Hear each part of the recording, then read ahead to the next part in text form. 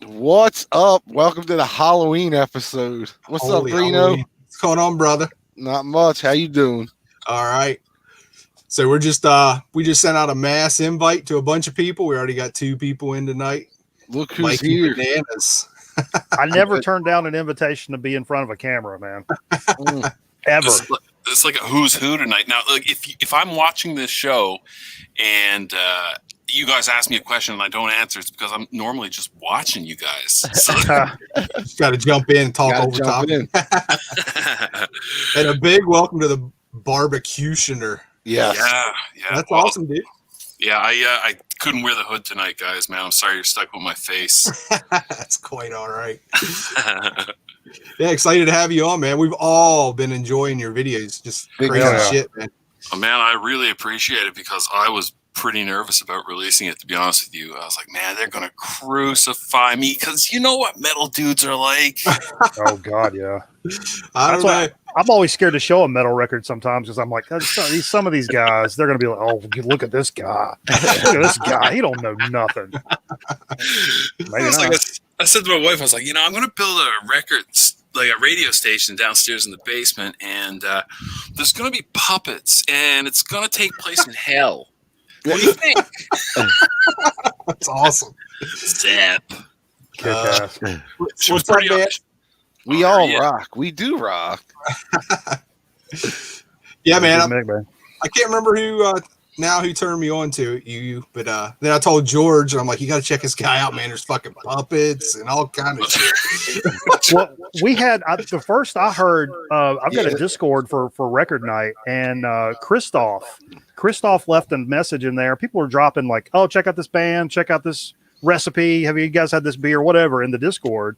And there was a link to one of the. It was the what was the one you did of the chick singer? Samantha Fox. Samantha Fox. That's the first one I saw. It was a link to the Samantha Fox video, and so I was like, "The hell is this?" And I started watching it, and I'm like, "Oh my god, this is." And it was like Monday morning, like 9:00. So I'm probably real quick to dismiss some shit Monday morning. And I was like, "Wait a minute, dude, this is like holy shit!" And I was looking, it's like.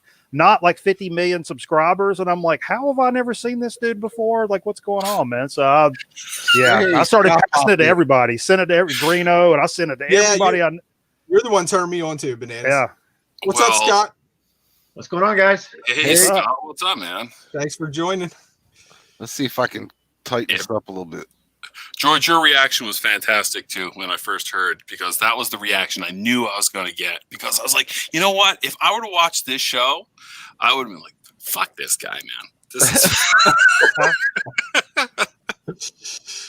Nah, man. As soon as I watched the Samantha Fox one you did, I went back and started at the beginning and went through all of them. It's like, holy shit. That was a love letter. I did that purposely because I was hoping that she would reach out and just want to have a little chit chat. That would have been awesome. Who knows nowadays, cool. Man? You know, she's still hot. Yeah, but I'm not. So booze is a magical thing, brother. I've heard. Hey Scott, have you watched Chromium Dioxide yet? We haven't talked much lately. No, I haven't. Well, this is the barbecue. You gotta watch him, man. He's really good. It's really entertaining. That's your channel name, Chromium Dioxide? I'll check it out. Yeah, Chromium Dioxide Radio. It's really idiotic. I wanna warn you. It's so much fun. Yeah. You did. Your name's Phil, right? That's correct. Yeah. Okay. You did. You mentioned you've done covers for some of the Canadian bands up there. Yeah, I did a bunch of for Cauldron, Skull Fist, Aggressor, a lot of these Toronto bands basically. And then at that time I started working with Dave because Dave was in Rammer and Slaughter Strike. And it just kind of blossomed there. I started working with a lot of different bands. And then while we were on the road, I just ended up doing I started chronicling things and just doing the actual zine. That's awesome, man. Yeah, I would love to get copies of those. Watching you leaf through them are very cool. Yeah. Well, it was fun to write. Now sometimes I go back and read it, I cringe. I'm like, oh. But how long ago were those magazines, man? 2008, 2000. I think it went 2008 to 2010. Sweet. Right on. And they were Chromium Dioxide magazine, right? That was, yeah.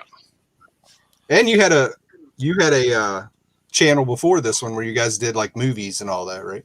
Yeah, that's when I first learned like this whole world. I mean, I really didn't have much to do with podcasting. I mean, I dropped out. I moved to Labrador. I'm in the north. I'm in the woods, guys. You said you got snow now, right? Oh, we're getting nailed with a storm right now. So like I said, I could drop off or freeze. But if I freeze tonight, I hope it's not in one of these like. We'll leave it up for you. So, all right, man, right on. So we're just kind of another dickhead show tonight, talking about Halloween stuff this time. Yep. And we sent out invitations to everybody basically has been on him before. If you're watching, you feel like jumping in, check your email. You got an invite.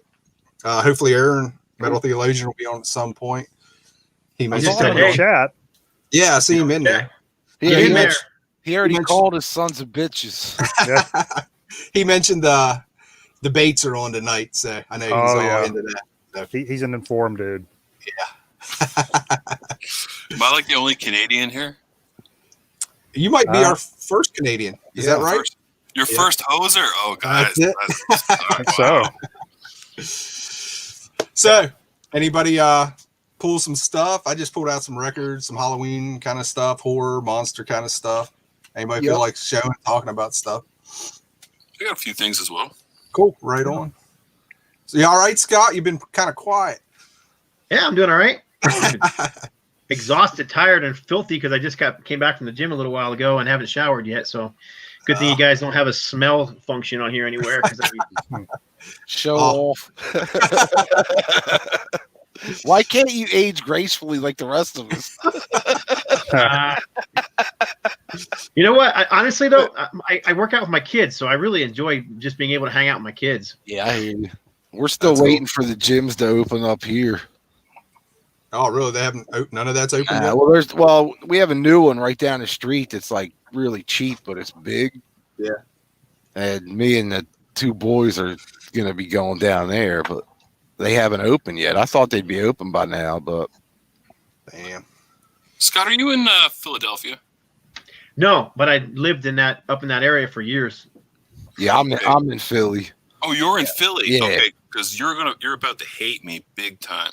Because as a Canadian, I'm like big into hockey, and my favorite team so am I. Pittsburgh. Yeah, but I'm a Pittsburgh Penguins fan, and I remember, I don't know if it was your girlfriend, your wife, or something. She had a Penguins jersey in one video.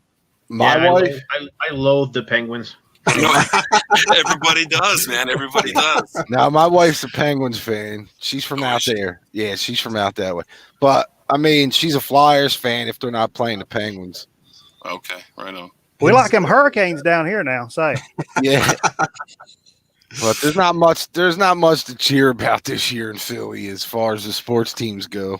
Yeah, well, my team. Oh man, I thought the Flyers had a chance at it this year, and then they fell apart. Yeah, they did. They looked good, but I think that when everybody even the Sixers looked really good until the COVID hit, and then like when the Sixers came back, it all of a sudden like injury started, and then they were out.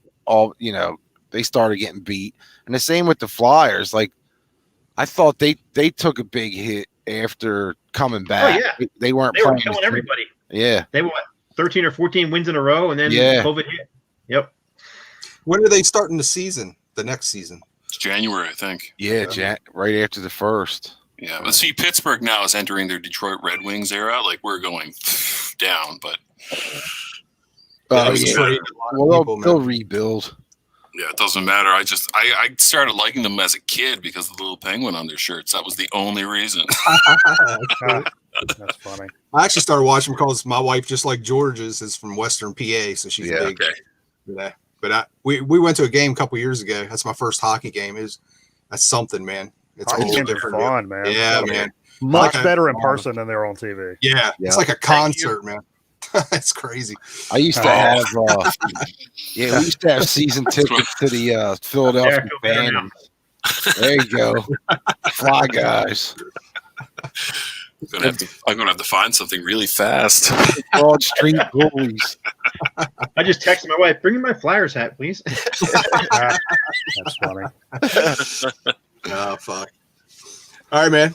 Black like- Hawks. Come on. Black Hawks. Although I will say, I was kind of a bummer they destroyed the Blackhawk statue. Yeah, I saw Vance posted Oh, a yeah. picture of that, man. That's bullshit. All that statue demolition shit. I don't know. They're just doing it just to do it now. Yeah, because they're freaking bored and can't do anything else. Yeah. Yeah, they can't go. Well, I know if it keeps up around here, dude, our numbers have gone, I don't know, like crazy over the last couple weeks, and now they're talking about closing the bars again here because nobody's staying out of the bars, and that's like They ain't going to, man. no. So they got to close them down until people realize like this is like a real deal, man. This ain't no bullshit. I don't mind drinking at home.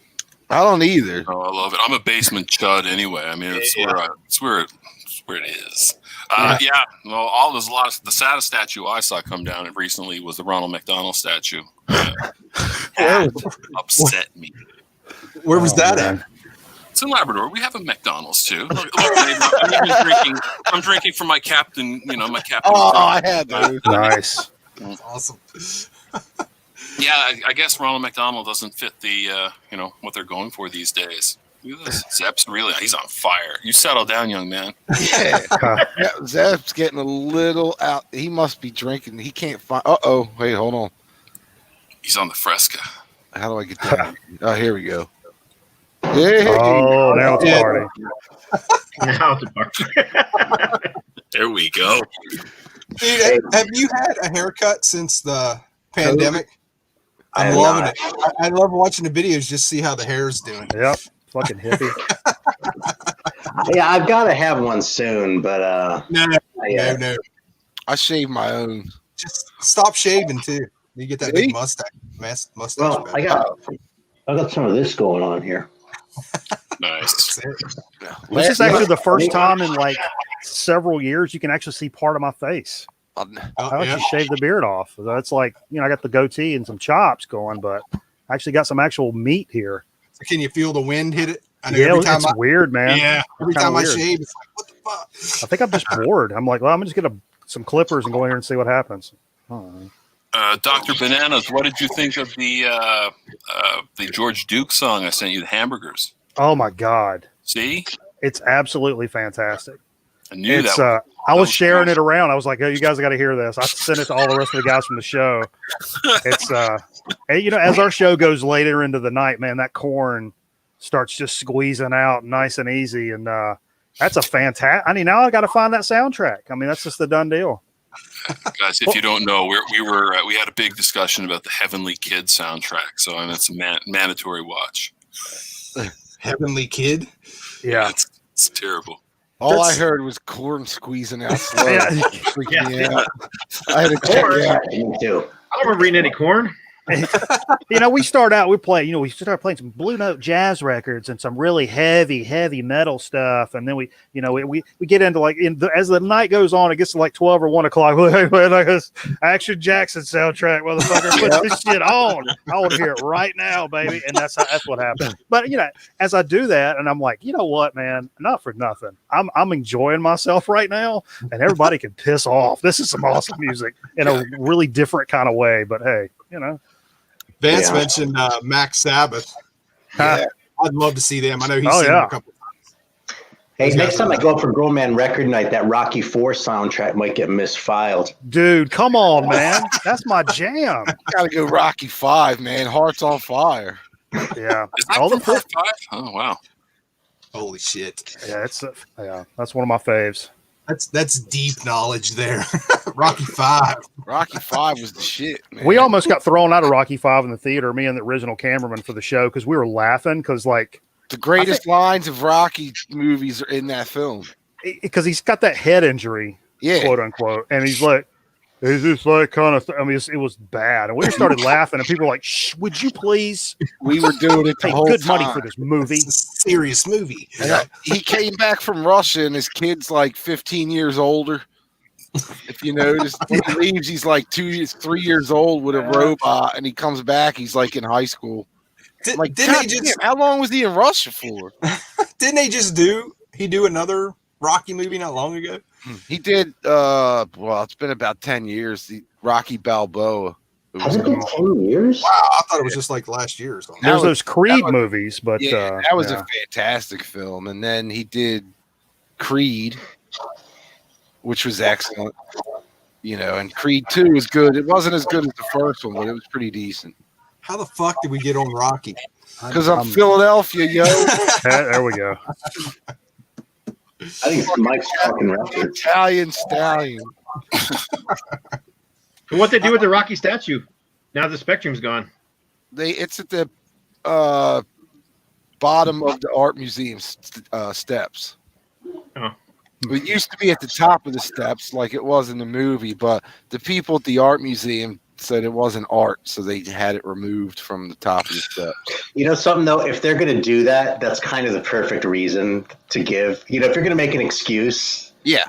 I'd rather they say, it's just not art, and have us people like us go, well, shit, as opposed to like some complicated, like, well, we thought the standards, blah blah. It's like, no, it's just a piece of crap. We're like, It's a movie prop. Right? I mean, in all reality, it's a movie prop that's still standing there. Yeah, exactly. Did Detroit go through in having the RoboCop statue, or was that? That was fucking badass, though. Oh my god! I heard, man, word on the street. That'd be awesome. I'll be like, yo, why don't you try knocking down the RoboCop statue? Pulling stuff for tonight, I ran across my RoboCop 2 laser disc, Oh, and I thought, I was like, put it back. Now you got me craving for some nuke. Yeah. Scott Stricknine says he knows the dude that's building it. I would assume that means the RoboCop statue. Okay, thank you. Holy shit, is that actually a picture of Scotty Strychnine? Yeah, Oh, really? dude. He's got his own picture. When we play marbles on the stream, like during the show, he's got his own little picture up there. I've been bullshitting with this guy for like 6-7 years in like Grown Man Record Night chat and wherever else. That's the first time I see a picture. Does he live up to what you thought he looked like? What was your mental? That's a loaded image? question. Don't man. forget, he's still watching. He didn't look like I imagined, but I didn't have a really concrete picture of him in my head either. It's like Aaron, draw a picture. Aaron, I love your art, man. I'm still waiting on mine, man. Yeah, dude, I'm gonna have to come up with something even dumber next time there's VC drama. man. Oh, We should manufacture some VC drama. That's what's fun. I must be lost because I never know any drama that's going on in the VC until Greeno tells me. I'm like, what? What's going on? We should start something tonight. Let's start it against Vance, that motherfucker. Yeah. Man. Yo, I saw him. I heard he was buying a fucking Milli Vanilli album yesterday. I'm spacing the name of the But it kid wasn't who won my normal. mustache contest. What's that? Remember the kid who won my mustache contest? I'm spacing his name. The young kid from California. I remember the We're making contest. Yeah, videos. I know what you're talking about. Because he was going to start some beef with Scott, some baloney, but it didn't come off at all. It was a noble effort, but it just. You remember that, Scott? Who would start beef with Scott? That's like the nicest guy on the planet. Yeah, I think that might have been the problem. But as far as Benny would pound manufacturing beef, someone tried that, it didn't go anywhere. It was really. Scott would flex and fucking blow him through a wall. Be like, Yeah, what was that? If you're gonna start beef with Scott, maybe fucking maybe the Russian guy from Rocky IV to bring it back around. I love that shit when somebody says they're gonna start shit with somebody. You're like, have you seen the guy that you're talking about? They're like, no. Check him out. And fucking Scott's like, bam. Yeah, he ain't gonna be talking shit much longer. Hey, here's a little bit of Southern solidarity for bananas, by the way. Yes, sir, man. RC Cole and a moon pie, baby. You took the words right out of my mouth. Man. I went Western PA, Rolling Rock. Nobody here knows what a moon pie is. Yeah, I know what a moon pie is. Isn't it I one? remember that line that line was in Southern Comfort. That's one of my favorite movies. That's funny. Isn't moon pie like one of them little Debbie cake things. Yeah, it's a little cake. It's like traditionally, it's like a chocolate cakey thing, and it's got marshmallow in between. I really don't care for them too much, to be honest. I'm not much of a marshmallow guy. Kind of But, overrated. Also, I know Sheldon on Big Bang Theory. That's what his grandmom used to call. oh it. yeah, that's right. Little See, deep- I actually like the little Debbie cakes better than the moon pies. Yeah. Truth be told. Ho-hos. Yeah, I like the big ho-hos. Ain't nothing wrong with a big titted ho-ho. The show just went PG-13 fast. It usually does. Usually about an hour in before it happens. Or the shaft talks. I got a new Nobody- podcast out of it. Nobody here knows what a tomato pie is either. Tomato pie. Yeah. I didn't know until a couple of years ago. I'll be honest. Excuse me one second. We get fresh Man, that tomato diarrhea pie hit at fast. the shop. What the hell's a tomato pie? Like an actual pie with tomatoes in it? No, it's basically like it's pizza without the mozzarella on top, and you eat it cold. But it's You might. I ain't. You can eat it hot too. It's basically just pizza. yeah, but they use a different kind of dough. It's like a spongier dough, and we eat it cold. It's a Philadelphia thing. hmm Never had that. If you have a fresh tomato pie, you'll be like, yeah, I could eat the whole fucking thing. That's how, Yep. once you take one bite of it, you're like, all right, this one's mine. Somebody else better get. They sell them down here in the Italian markets, the size of like a license plate.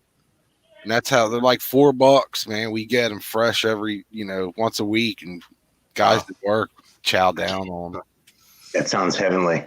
One thing though that did kind of, I suppose you could say, impressed me when I finally got my ass to Philadelphia. I actually met up with Stavros and went to those two famous cheesesteak places that are across the street from each other. Yeah, Geno's and Pat's.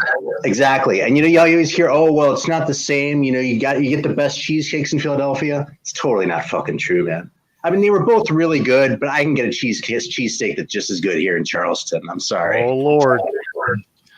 Yeah, I mean, honestly, I'm, the Pats and Geno's was never really on my radar, even when I was a big foodie. Like they were just kind of they're good. Don't get me wrong, but like you said, I can make a better one. Put it. Yeah, it's funny. I went there because that's where you go, and I also didn't Yeah. have a lot of time. I was kind of just bolting through, so. They're the best part of Pat and Geno's is going at like 4 a.m. when nothing else is open and just chat like drunk as shit and just fucking housing a big old cheesesteak. Right out of college, I did this freelance job for RJ Reynolds Tobacco Company, and we went all up and down the East Coast and did this like freelance shoot thing. And one of the places we stopped was Geno's in PA, and we got to go behind the scenes. And the people that were on like the show, long story, but anyway, they were the contestants got to like make this cheesesteaks, and they showed them how. We're all like back in the kitchen and stuff. And then they actually got, what's his name? The guy that owned it, he passed away. Joey Vento, I think his name was. Yes, I know what you mean. Yeah, But he was coming around and met all of us and gave us all steaks. And he's like, "Hey, you a big guy? I'll give you 2 steaks." And I'm like, yeah, the old man. so, and I got a Geno shirt that I wore forever till it literally just fell apart. But it was pretty good. I mean, I enjoyed it. He passed away, I think, about 4 years, 3. Yeah, that sounds about right. I remember seeing it on the news and be like, "Oh, I met that dude." Yeah, there was something going down, I think, with the last election. He posted something in his window, or that's the last thing I remember. He posted something in the window. I can't remember if it was pro-Trump or not, against Trump, or anyway, that they made a big deal about it here. And I don't even like I said, I don't even remember. But then the old man passed away. Like it seemed like a month after. So, Did you guys see that? Not to interrupt. Did you guys see that picture I posted of the pickle pizza we had there about a month ago? You guys ever had one of these things? My wife orders pickles on pizza all the time. Oh man, it's phenomenal. It's like Pickles on pizza. Deviant. She's deviant. it has like a white sauce on it with pickles and all this extra dill and cheese. Man, It's weird. There's a place next door to my office where they call it a grilled cheese pizza. And it's like cheese and like a lot of butter and pickles, basically. And it's like a white pizza too. Yeah, I mean, except I think it's pretty much just butter. You add some bacon to a pickle pizza, and I may just make a pants baby right live on stream right now. Uh-oh. That's just, Here we go. that is top have of the a, line, baby. We're going to go to a special guest right now. So hold on one sec. Can we get everybody in? No, we Yeah, can't. Max, I'll jump off. All right. Hold on one sec. Can you hear me? Hold on. I have to remove somebody. So hold on one sec. Aaron, stay on. Just stay on, or we'll just flat back and forth. Hold on one sec. Hey, check 1, 2. Can you hear me? Hello, check 1, 2. Hi, Skeeter. How you doing? What's going on? Who we got? We got a lot of people in here. What's going on? I guess it's a little overwhelming here. Hold on. It's been a while. Hey, you guys know that there's a virus going around? You got to wear your mask. You don't need that mask. Do I need the mask for the meeting? No, we're all social I don't need the mask. I'm not going to catch anything from y'all. You should be good. I'm okay. Okay, how y'all doing out there? Been a while. It's going, man. Happy Halloween. It's Halloween time. It's our favorite time of the year. You know what I'm saying. It's the best time. It's frightening time. Get some candy. And River says I can eat all the candy I want because I usually don't eat candy because it's bad for my teeth. So I'm going to get to eat a lot of candy. So I'm excited. That's good. Are you guys ready for Halloween? Y'all decorated? Yeah, I got that decoration going on behind me. I got a skeleton guy right over here, and he's pretty freaky. And then I got this going over here. One second. I just saw the ponytail. I got this guy right. Look at this. This is my fortune teller girlfriend right here. She's pretty cute. I like her a lot. She's pretty cool. She tells me my fortune, and she says that I'm going to get lucky this year. And so I got a girlfriend. And I met her at my trailer park. Her name is Betty Sue. So I got on a date yet, but I got a date next Wednesday. Oh, God damn. So she said I'm gonna get lucky. Congrats, man. That's good. I'm gonna watch some videos first. Don't forget to protect yourself. Okay, Yeah. what's that mean? What's that? With my mask? Wrap your willy. Put Put that that on my mask mask? on your willy. Put this on my willy? Yeah. You got to put Okay, that I'll on do your it. willy I too. don't know if Yeah. that's gonna work. I'll ask her if that's gonna work. Okay, And all right. you can reuse it. You can put it right back on your face. So you're Yeah. Excuse me. Ooh. Hold on a Watch second, out now. Now we all got the COVID. No. Hold on a second. You know, I had some bad possum chili today. It was kind of a bad batch, so I got a little gas. So, excuse me. Sorry about that. I got this guy coming. Hold on a second. Oh, good Lord.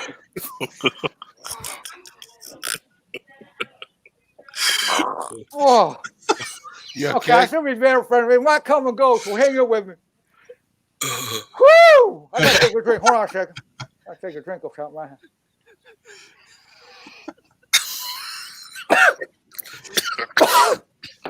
Skeeter. All right, hold on a second. Okay, how you doing? What are you doing here? All right. Hey, are you trick or treating this year? All right, no, I can't want to go out and get that virus from everybody. I'm gonna go to Target and get me some candy. Oh, this That's makes it easier. Yeah, it makes it easy on me because I'm afraid of getting that virus, y'all. So I'm just gonna stay at home and watch some scary movies, and then the members said we're gonna pop some popcorn and have a little candy, and then that's it. How about you guys? That sounds good. What you dressing up as? Who we got? You Look at got Mikey a mess- Bananas. Yes, sir. Mikey Bananas, look at you all. I heard about you, man. You got a cool name, Bananas. I appreciate it. His name is Bananas, y'all. I feel like this is an attack on the South. I'm not really sure how I Be feel about crazy, this. y'all. We got BBQ. Wait a minute, who's this guy over here? BBQ. I don't know how to spell that right there. How's it going, man? That's too big for me right there, man. We got It's a Canadian thing, I man. know Scott. He's a good old boy. Scott, no lie to matter. I know that he's a good old boy from way back in the day. I'm gonna never tell you about him.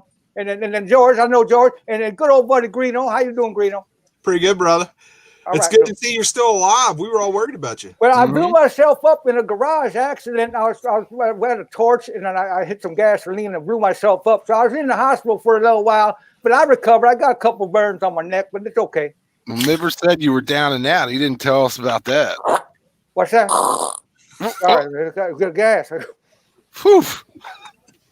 You better check your drawers after that one. I got an album for Greeno. What?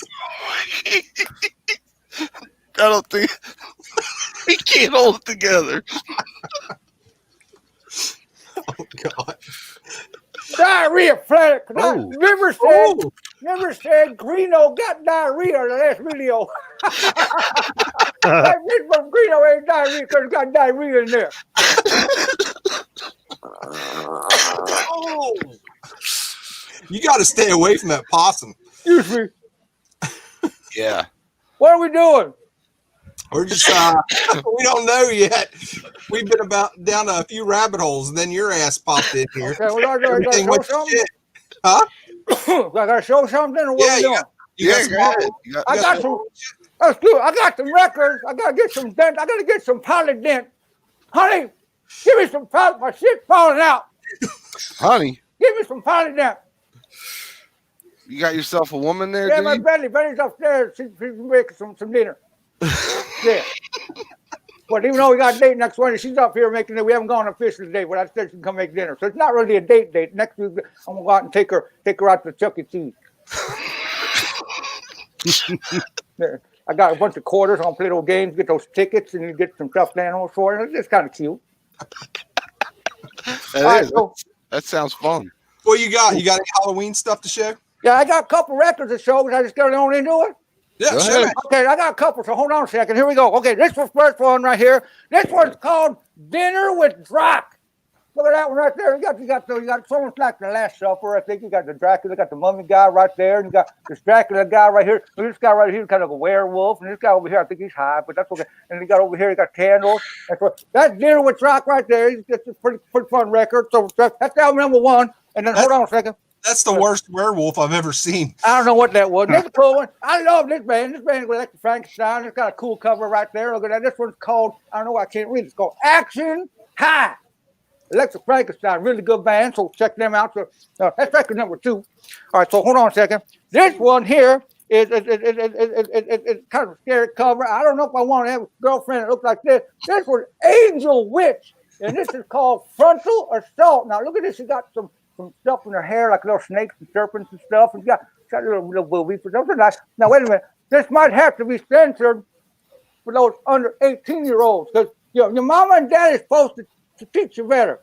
That you're not supposed to watch shit like this on the internet, but I'm gonna show it anyway.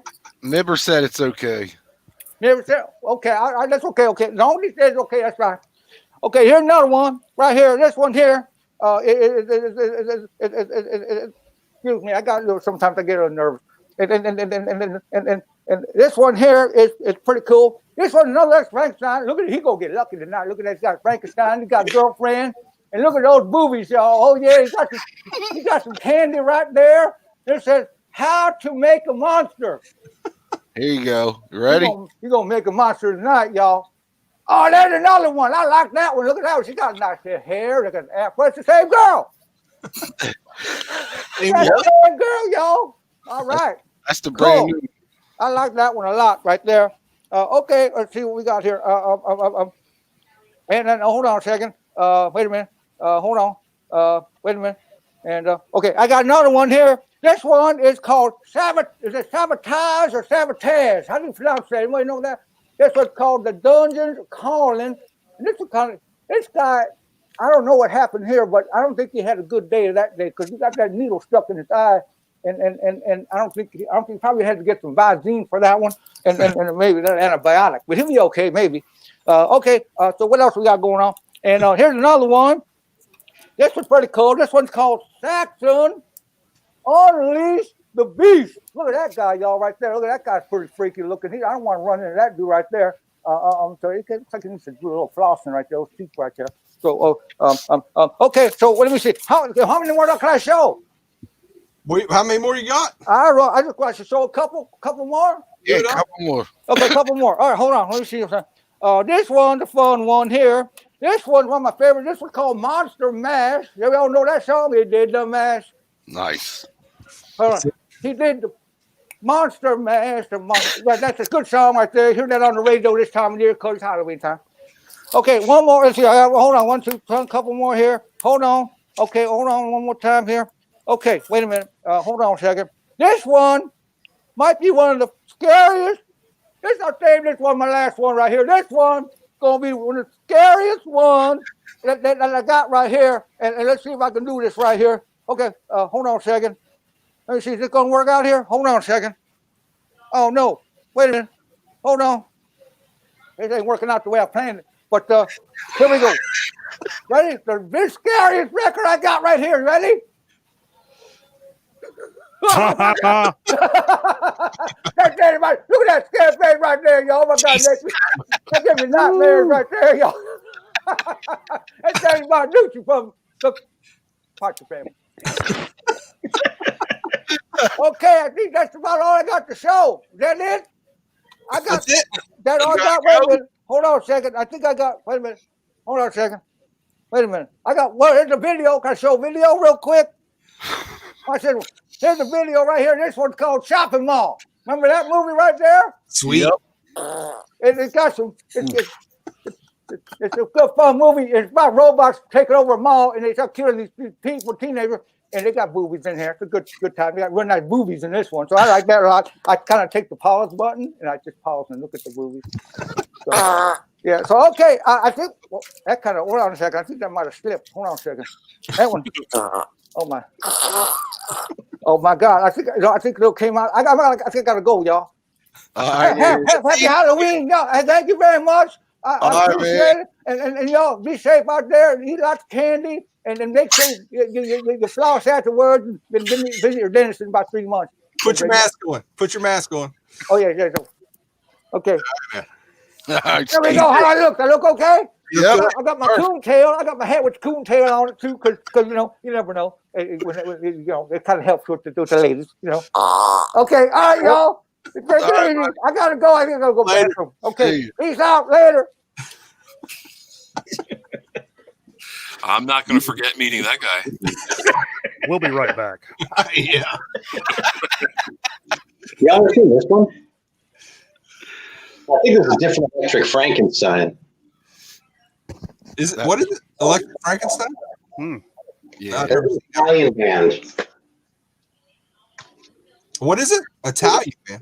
They're from Jersey, Electric Frankenstein. Yeah, these guys are Yeah, it's called What Me Worry, right? yeah. Is it the same guys or is it a different band? That's them. No shit. Well, how about that? Yeah, because the name on the back are in Italian, so right on. Sal, I've actually been talking to Sal from Electric. He's going to be on a future episode. Oh, that's awesome, man. Right on. I know that tonight we were going to be showing records and kind of talking about like VHS and stuff. But have you guys been reading much lately? I'm concerned about you guys. Reading about what? Well, the classics. Yes. Check this out: House of Mystery, Blood on the Grooves. Nice. This is going to change your lives, guys. Go out there and seek this one out right now. It's about a really like satanic metal band, and they're possessing their audience. I don't want to ruin the ending for you guys. Badass. Did that get made into a movie? I feel that they've made 7 movies based on that idea. But anyways, now consider yourselves educated. Gotta find that. Hell yeah. Good to see you're a comic guy, too. Yeah. Oh, huge comic nerd. Right like on. underneath me right here, there are stacks and stacks and stacks of comics. Hell yeah. I've kind of stopped now because I can't afford to pay. Like, I don't read new comics now because they're like $8, $9 an issue, but I definitely collect a lot of old Silver Age. And yeah, I sold all mine off last year. Just been Yeah, buying. that was crazy. I couldn't believe you sold them all. handful of them. I had right around 90 long boxes. So it was pretty big. Yeah, it was a big one. But I gotten into the collected editions, like the omnibus and the hard, Right. Because they're putting out all the old stuff. It's awesome. There you go. Nice, very nice. Oh, That's one that I want that so bad, and for whatever reason, I just never got a hold of it. But fantastic. And this one doesn't have anything to do with Halloween, but it was with the other one. So Very nice. Is that a Marvel Cheap Trick? yeah, Marvel Comics, Cheap Trick. Wow. Never seen that. That's cool. I've got a Pope John Paul II Marvel comic. I do. Really? Honestly, yeah. They handed them out in school. Oh wow. I think I had those Archie comics that were like Christian. I don't have. You know what I'm talking about? You know about Archie, right? I remember like being in some like Christian bookstore with my mom when I was a kid, and they had Archie comics, and I was really into Archie. I was like, oh yeah, let me get some. And that was all like, oh Archie, and it was like Jesus. And I was like, wait, what the hell? I want to hear about like Jughead eating burgers. I don't want to, Wow, that makes sense. I don't Really, remember. never heard of that. That's weird. Yeah, it was pretty. Yeah, in retrospect, it's weirder. I mean, at the time, I rolled with it, right? But yeah, remember what it was called? One Way. Oh, there you go. Hey, actually, I check it out. See the shirt I'm wearing? Yeah, it's the same shirt I was wearing on stream last night. Triad cowboy shirt, riding for Jesus, baby. Nice. Very That's nice. a little- And George, nice kiss. Very nice. Yeah. Yeah, there you go. I've had these since I was a teenager. The same copies. Right on. I have Look at their us. We're also cerebral now. I have their first appearance in Howard the Duck. I can't remember. Yep. I don't have that. Yeah, I kept that one. Wasn't Alice Cooper in that too? I can't remember now. Howard the Duck? I don't know. Got it on VHS right over here. We can take a look. And in the comic, I think I thought Alice made an appearance in one of the comics too, but I could be wrong. Dude, I picked that up on Blu-ray. It's so bad. Oh, Oh, it's so good though. Yeah. Plus, Leah Thompson's hot. I have refall. I never really fell out of love with, but watching terrible movies, Yeah. it's, especially since this the isolation kind of thing, I've delved back into watching the worst movies. And thank God for Tubi, watching the worst movies I can possibly find, and it's a blast. Tubi's a trash palace. Oh, absolutely, absolutely. It's a dumpster of the internet. Yeah. Yeah. Aaron, I noticed on some of your videos, I saw the Tubi going up and down on your screen in the background. I was like, right on. This is going to open up some doors for us, really. So I'm right there with all the bullshit for sure. Like, Aaron's the king of having the weirdest shit playing in the background on his videos, man. It's like, what the fuck movie is he watching? There's a lot of hidden shit on Tubi, though. Like, what they give you on the screen is nothing to what's buried deep. I didn't know that. Actually, I'm kind of a Tubi novice, I'll be honest. Oh, man. Just like, I just started playing with it. I just started putting letters together and see what popped up. And I'm like, holy shit. Like, there's some good, like, you name like an old, like, ninja film, Chopsaki film. It's all there. Little tip: if you actually create an account and you do your browsing on a browser, like an actual PC, Okay. you can see like a full list of like everything, then add them to your list. And when you go into like your streaming device or whatever, they're all on your list. This is a game changer for me right now. Like, I'm going to tell you. Netflix used to do that same shit where you couldn't find anything on it, like your Roku, your PS4, or whatever. But like if you come into an actual desktop and browse by genre, it's like you get the whole shebang. Yeah. Like, I came across Round Trip to Heaven with Corey Feldman the other day, and I'm like, yup. Mm-hmm. Oh yeah. And what's the other guy in it from Gremlins? I was going to say Zach Galifianakis. No, Zach Galligan. Sorry. Actually, I just watched Chopping Mall, which Skeeter just showed. I watched that just a couple of weeks ago, and there in fact are boobs. There are 80s boobs on that. Yes, there is. 80s John boobs are John bad. Treleski is in that movie, who is like the greatest Death Stalker of all. I picked up we watched this last night. We started our Halloween a little late this year, but Becky. The hell is that? It's Kevin James and Joel McHale and Lulu Wilson. I don't know who Lulu Wilson is. Is it a horror movie Well, it's more like a home invasion thing. with Kevin James from? Yeah, he's the bad guy. He's I fucking heard about all. this movie. He's awesome in it. Really? Wow. Yeah. Yeah, he's like this Nazi skinhead, like just a bad dude. I'm not going to give anything away, but yeah, it's cool. It's a good film. I liked it. And then I got this one. I haven't watched it yet, but Porno. Well, there you go. It's a horror. It's Fangoria is back. I don't know if you know, but the magazine's been back for about a year and a half now. And now they're back into doing films. So this is I believe their first. How is it?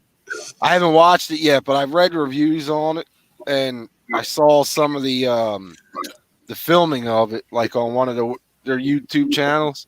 I only read the book. Yeah, and it looks fun. It's like a comedy horror chop 'em up type thing. Right on. Yeah, it looks fun. Check this out, guys. This in terms of like VHS, this would be, if this was a record, would be Leather Nun. Okay, this one right here, Torture Dungeon. I don't know if you can see that. Oh, there's Twitch. Oh yeah, I Oh, remember yeah. the midnight videos. Midnight Yeah. Video, man. Those Andy Milligan like trash masterpieces. Mm-hmm. Dude, some of those old horror VHS are like crazy money now. Yeah. You should see out in my garage. Like I was talking to Aaron. I have a fully functional video store out in my garage. Oh, dude. Wow. I That pulled was- a shit ton of VHS for tonight, by the way. Right on.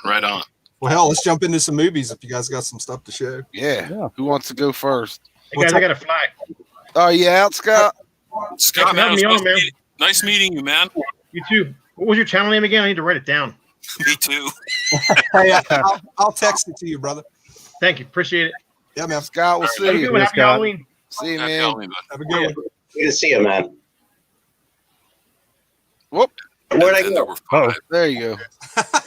you He fired. clicked out before I clicked. So I We're all kind gonna of, start disappearing one by one. when it comes to the horror movies, I kind of like the older stuff.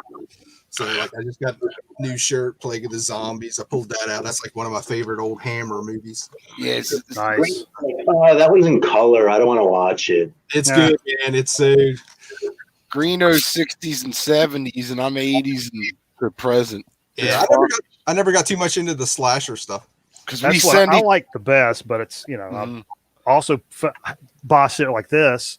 The There you brain go. that wouldn't Oh die. yeah, that's Oh, yeah. great. That's a Goodwill find, 49 cents or whatever. And we have over here where we do the program, over just to the side, we have what we call the Atari alcove. And so there's a TV set, and there's an Atari over there, a TV, a DVD player, Laserdisc player, VHS player, Atari, and play VHS a lot on. Actually, it's kind of on the fritz right now, but play a lot of VHS stuff. And a lot of time we turn it down, and it's just kind of shit going on behind us while we're spinning records and stuff. And I've been known. Matter of fact, I've done this last weekend. It was a DVD actually, but I left Over the Top playing for 36 hours. It's kind of my own little experiment. I don't really know what I'm trying to prove, but I know when I walk into the kitchen to grab a brewski, I look into here and I'm like, oh yeah, man, fucking Bull Hurley, baby. Yeah.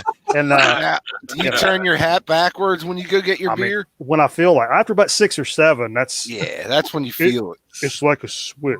It's like a switch. The best. All right, we forgot real quick the best Rocky V, the best quote of Rocky V. Go. Never seen it. Don't stay up too late. Nah. You ready? You knocked him down. Why don't you try knocking me down now? That Yeah. and save it for the ring. Save it for the ring. And Rock looks at him. He says, "My ring's outside." It's And, like, and there the correct answer would be no, because you have AIDS. yeah, yeah. Your ring's never been outside. Every movie, every fight, it's in the ring. So I don't know what you're talking about. That was the brain damage. What's up, John? Jump on if you want to, man. We sent you an email. Zep, I will be doing some more movie shows soon too. I'm just trying to work out, make peace with the old co-host. He kicked me off my own show. Oh I yeah. swore revenge. I said I was going to make an ultra fast, ultra furious, state of the art show. As a result, revenge. My podcast is going to be faster and harder.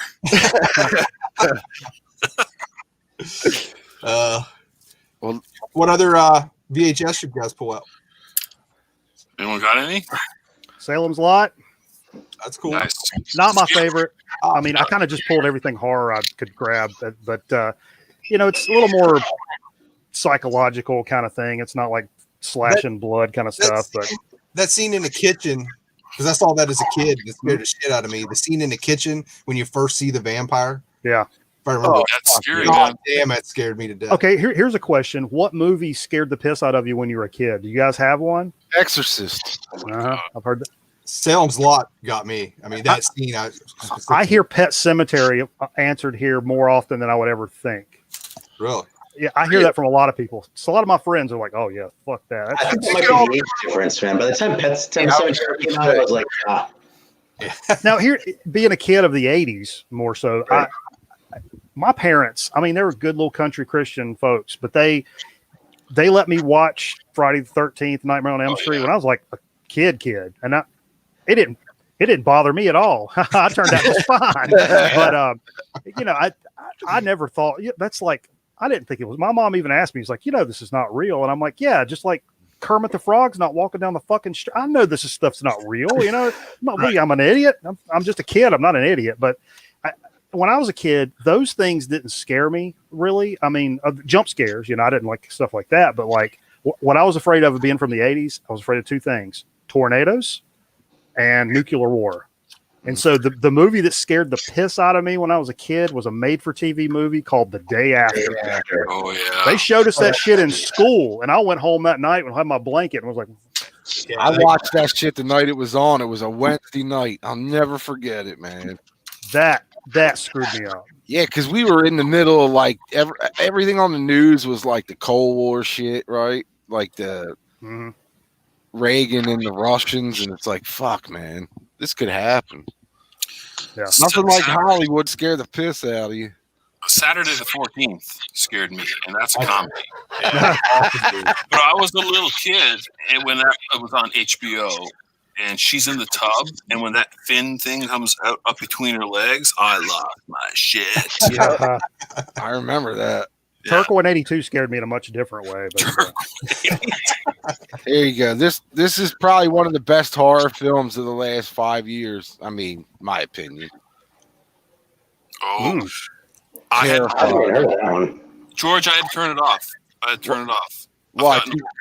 I'm too old now. I can't watch people like be sawed in half. Oh yeah, I know. I was just like, no, I can't. Yeah, that part got me in the warehouse with the one girl.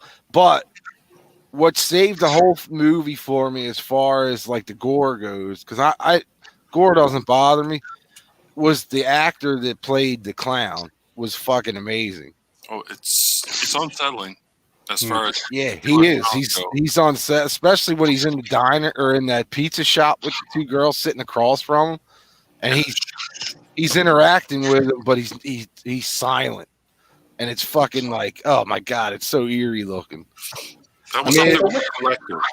Yeah, We're talking about sawing people in half, like the scene in Basket Case. We're talking something different here, right? Oh yeah, this is like real gory fucking that one scene anyway. And they did provoke him, but yeah. Well, Art, if you don't know the background, his name's Art the Clown, and there was a movie about 2 or 3 years before this one, and it was an anthology film, and it for some reason I can't remember the name of it now. It has All Hallows Eve or something like that? Yes, yeah. That's it. And Art was the link between each mini film. Yeah. In that film. And I guess when the film came out, the feedback from whoever produced the film or directed the All Hallows Eve was Art. Everybody loved the clown. So he went ahead and made a full length last year. A feature full length, and they just wrapped part 2, so part 2 should be out. I think they said by the spring. Hey, so John in the chat is saying that his parents took them to see Dawn of the Dead at the drive-in. First of all, that rules. But that's like the kind of thing I try to do with my kids, and I can't get my fucking kids interested in movies like that. Like a little bit here and there, But it was like when they did that Alien re-release, and there was going to be one showing here because Charleston isn't that big, right? But there's going to be one showing in the theater. I was like, okay, Coltrane, we're going to see Alien. It's a classic horror movie. I don't care whether you feel like it or not, because this is a cultural thing that, as your parent, I feel needs to be done. So, that's good, man. It's funny. Yeah, my kids, all my kids, I would watch horror films with when they were little. I tried to get my kids hooked, man. I tried so hard. Actually, maybe I've told you this before, but when my kids were really little, and what I used to do to put them asleep. This is just like a cute, like dad story in a way, actually. But I would like sit with them and like cuddle with them on the couch until they sort of fell asleep, right? Yeah. Well, when they weren't really up for it because they were like hyper and shit, but I wanted to put them down, I'd be like, hey, you want to see the car? We'll check out the car. Because any horror movie I turned on, I figured out at the beginning, they're driving a car to wherever it is they're going to get killed. So I'd sit there with the kid and be like, look at the car. And then like 5 minutes later, they're like, and I'm like, yeah. Yeah, it's funny you mentioned that. One of the movies that did scare me as a kid was The Duel. The what? The Duel. It was a made for TV. It was the dude in the car and the guy in the truck. The Duel. Oh, I'm sorry. Yes, Steven Spielberg. Yeah, man, that thing fucked me up as a kid. You never seen that? I'm lost, man. I don't think I've seen that. Yeah, because a lot of the clips from that movie were taken for the Incredible Hulk television show. Really? I And didn't know that. Spielberg sued their ass. Wow. Oh shit! It's a cool movie because like the guy in the truck you never see him, and it just for some reason he's fucking with this guy in a car, and it's like a psychological thing. But I just remember being a kid watching that thinking, this could fucking happen, man. Every time you'd see a truck for a while, I was like, definitely worth checking out if you've never seen that. And that was Spielberg's first movie, right? What's that? Yeah. Duel. Yeah. Wow. That and what is it? Sugarland Express after that, I do believe. I don't know if I've seen that one. Like that. Goalie Hunt. The Exorcist fucked me up when I was little. I always thought my bed was levitating when I, like go to fall asleep and then you wake up. You never jump yourself awake? Oh yeah. All the time. Not a long time. You guys see that? That's cool. Oh, whoa. That's been a while. Yeah, Yeah. I haven't seen that in a while. It's an old Canadian classic, man. That my parents paid for through the tax shelter films, man, in Canada. Let me ask you this. You might know this. There was a made-for-TV thing when in this, I would say late 70s. I want to say it was around the time Tales from the Dark Side was on, like late 70s, early 80s. There was a mini TV anthology movie, and the VHS The Pit, you just reminded me of it. But one of the stories in the film was a father and son found a pit, like a hole in the woods, and the father decided to climb down in the pit. They don't show you what they saw or what he saw, but he came flying out of the pit and basically leaving the kid there and running through the woods like terrified. No, I don't know. Man, No idea. It was an anthology film?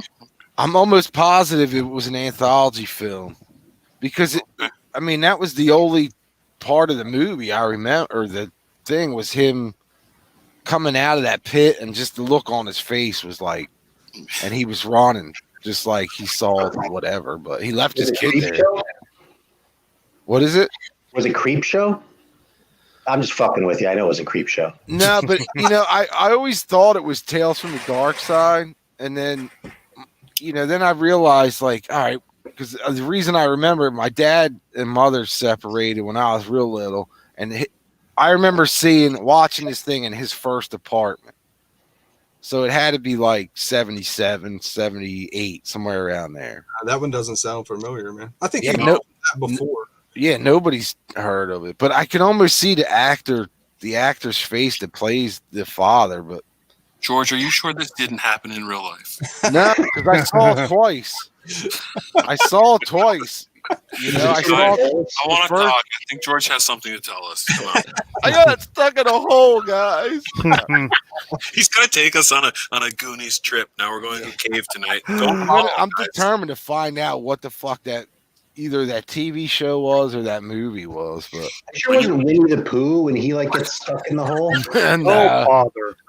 No, I was just getting ready to answer Kolchak because it's always when the people say, "Oh, that '70s movie." I was like, "Oh, it's Kolchak for sure." Yeah, it wasn't that. But the look in the guy's face at the end when he's running from whatever was in the pit always stuck with me. because whoever the actor was, the look on his face, he was terrified. And I remember like, holy fuck, and that always stuck with me. But I never knew or never, I don't know the name of it or what it was. And that was an anthology movie? I'm almost positive it was, because I remember for some reason thinking it was the last one. And there was like 3, maybe 20-minute things, and it was the last one. And I remember like when the other 2 were on, I remember watching it the year before. And I'm like, oh, that story's on after this one. And then sure enough it was. So I just assumed it was, but I could be way off. Hey, stop me if I've told you this before, but you know what I kind of had an experience like that with was Phantasm, the original one. It's not the same thing as what you're saying, but like I remember when I was like second or third grade, okay? And I had some friend who was like, yeah, I saw this fucking movie. Well, he didn't say fucking because we were like little kids. But he was like, you sure? Are you sure? Yeah, I saw this movie and like there's this ball that flew around killing people, and like this guy like slams his fingers in the door and his fingers fall off and they're crawling with maggots. He's telling me all these crazy. Like, that's the craziest thing. I was like, what's this called? He says it's called Phasmatized. And for years I was like, yeah, bullshit. I sort of would look for it occasionally, like through my teens. I was like, yeah, fuck. So when I was like in my early 20s, I just was, when I was watching any horror movie, I came across Phantasm just kind of by accident. I was like, holy shit. All these years, I thought that kid was full of shit, but no, everything he said was actually in this movie. Phantasm was introduced to me. I was too young for Phantasm. Like, I shouldn't have watched it. But I remember my younger friend, he was like, this is the greatest quote ever. The first time I heard it, he's like, you gotta see this movie, man. It's got some mystic pussy in it. Mystic pussy. Well, there's our band name, guys, right there. Yeah, Mystic Pussy. Let's go and buy the URL right now while we're at it. Hold on, I gotta get some. Man, I was gonna say, anthology movies are kind of like a thing of the past, man. A lost art. They don't do that anymore, right? A lot of independent horror filmmakers still do the anthology films. There's a lot of great ones out there, actually. oh, dude. Oh shit! Got the blood on it and everything. Look, that shit's sparkling just like in the fucking movie too. It's got a little blood on. Wow. That's a real one. You think that when you die, you go to heaven? Boy, Man, come to us. That's all. fucking You make that badass. yourself? No, I have a lot of movie props. My children growing up around a lot of busts and maquettes from movies. I have a pretty insane collection. Nice. I was pretty impressed by the bust in the old Burning video I was watching the other day. Yeah. I have some from My Bloody Valentine. There's a lot of crazy ones that I have. That's cool. I sold some over time, right? But so I had to box a lot of it actually, guys, because you can't have a Maniac poster hung up in your living room anymore with a woman's severed head and an erection with children growing up around. Why? It's debatable. Oh, Is that frowned upon in this establishment? It is. Oh, Rachel, can you please, darling, bring me another wizard? Just one more. She's giving me the eye. It's a school night. I got to get up at 4. ooh, Oof. yikes! Just stay up, man. Power through. Here, I got a couple. I picked this up recently. Greeno, I don't know. You might have this. Dracula's Greatest Hits. nah. This is from 1964. Wow, is that more Drucker art on the front? It looks That like it. is Jack Davis. Oh, okay. That's what caught my eye to begin with. I'm like, hey, that looks. I said Mort as well, and then I saw the back and I was like, oh yeah, Jack Davis. That's a killer cover. Yeah, but it's from yeah, like I said, 64. And then I picked this up last week. This was reissued. Yeah, that one I saw at my local shop, actually. That's Jack Davis, too, right? Yep. If you say it's Mort Drucker, I'm going to be like, No, that's Jack Davis too. What is that? That's cool. This is all Zach. I think this is his first record. So it's actually him. It's not like It's him. That's cool.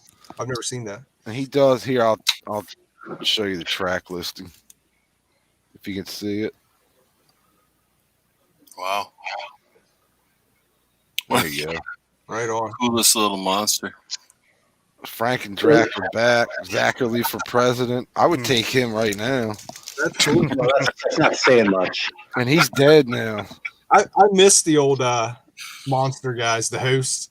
At least we have Svengoolie now. Svengoolie, yeah. Well, that's what I said, Greeno. I've been reading like all week long. I've been diving into the old scary monsters. Right on. I So just you've been, the new one you showed the other day. yeah. So you've been talking about the old TV hosts, man. If you go, a lot of these older issues cover every TV host from every state, every city. This is ours.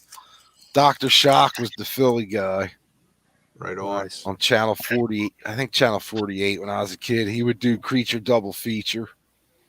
Wasn't Chili Billy in Pittsburgh? Yes, he Yeah. was. His daughter was in Day of the Dead. Oh yeah, I didn't know that. Who's that? Laurie Caradili or whatever. That's Chili Willy. Like the Oh, main yeah, star, Chili Willy, yeah. the main star from Day of the Dead. Right That's on. Wow. right, yeah. Wow. Yeah. My wife Yeah. is in, Silence of the Lambs. Your wife's in Silence of the Lambs? She's an extra. She Okay. when they filmed up there, they went to the local high school and said, "Anybody want to help us out?" She went. Yeah. Of I'm an course extra you- in the Jimmy V story about Jim Valvano, the basketball coach. Jimmy V, yeah, he was awesome. I was going to NC State at the time, and they were like, "Hey, if anybody hangs around, we'll put you in the movie." And I was at- somewhere. I was an extra. I was an extra in Taps. Oh, really? Yeah, from 1982. Me and my aunt and my grandmother. The scene where the army truck blasts through the cop car and goes under the bridge. Like they're in town getting supplies, and the guys come out of it was a Dairy Queen then, but I think in the movie it's a bar or something. Hmm. And if you look real quick, there's like 3 people standing on a street corner across the street, and that was my grandmother, my aunt, and me. Wow, that's crazy. We were watching because we knew the day they were going to do the truck accident there. So she's like, "Hey, let's go down," and we took the back way in, and they didn't have the road closed, so we parked at the old convenience store building and stood there and watched, and they never even came over to us. I've never done anything like that, but I sang backups for Kenny Rogers once. Oh my God. What? Wait a minute. We are down a rabbit hole now. Hold up, wait, That's a true story. wait a minute. You can't make something up like that. Yeah, and you got to tell the story now. Yeah, Was it Yeah, I loud? was gonna try to just leave it hanging, but no. So when I was at Cleveland State, it's like Cleveland State University is on Euclid Avenue. It's like right up the street from like where the theaters are and shit. And it was winter, which I was about to make a remark about, and then I remember we'd have someone from actually like a place where it gets really fucking cold, so I'm gonna not do that. But Kenny Rogers was in town, and apparently he was like looking for some like local like choral group because he was doing his regular show, but then he wanted to do like a little Christmas set. And so he wanted like a local group. So basically I was in this choral group at Cleveland State, and they came in and they were like, "Hey, if you feel like doing this, they're doing 4 shows, and basically just show up and sight read pretty much." So I met up with one of the sopranos, and we smoked a big fatty in the car, and then we went. We were standing on the stage with Kenny Rogers, like on risers, and there's this fake snow coming down, and like a snowman, and Kenny Rogers. It was fucking amazing. This sounds like an acid story. I'm gonna be honest. It's not far off, man. Wow.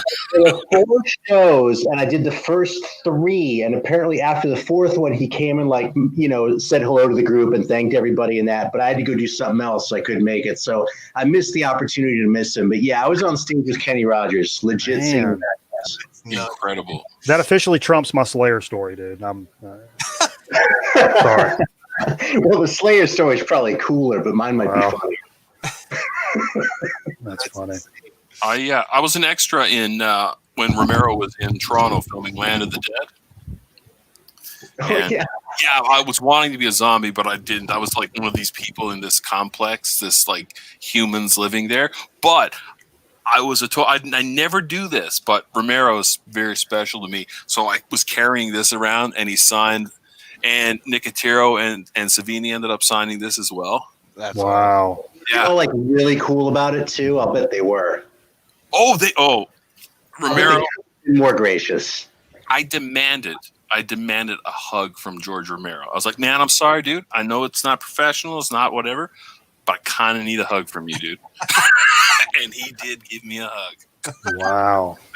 How big was the fatty you smoked? Which one? I think it was actually both. That's a trick question because I smoke a lot of fatties. I love that everyone in Pittsburgh kind of went through Mr. Rogers, though. I'm sure you know about George Romero. Oh, God, yes, absolutely. Yeah, that's just. I mean, I love Mr. Rogers. It's really close to my heart. So it's like when I was a kid, when I was like in my 20s, I was like, I loved Mr. Rogers when I was a kid, but I don't know why, man, because that just seems like the most boring fucking show ever. And then I had my own kids, right? And I was like, well, let's watch some Mr. Rogers, right? And there's an episode where they go into a band, it's not abandoned, but it's a mine where they quit mining and now they're growing mushrooms in there. And they're driving around this little mine cart. And he goes, nice echo in here. Do you mind if I play my trumpet? And he's like, oh, well, sure, Mr. Rogers. So he's like, dude, and he plays like shit because he doesn't actually play the trumpet. I was like, dude, I know exactly why I love this show because it's fucking great. Yeah. We didn't get it in Canada.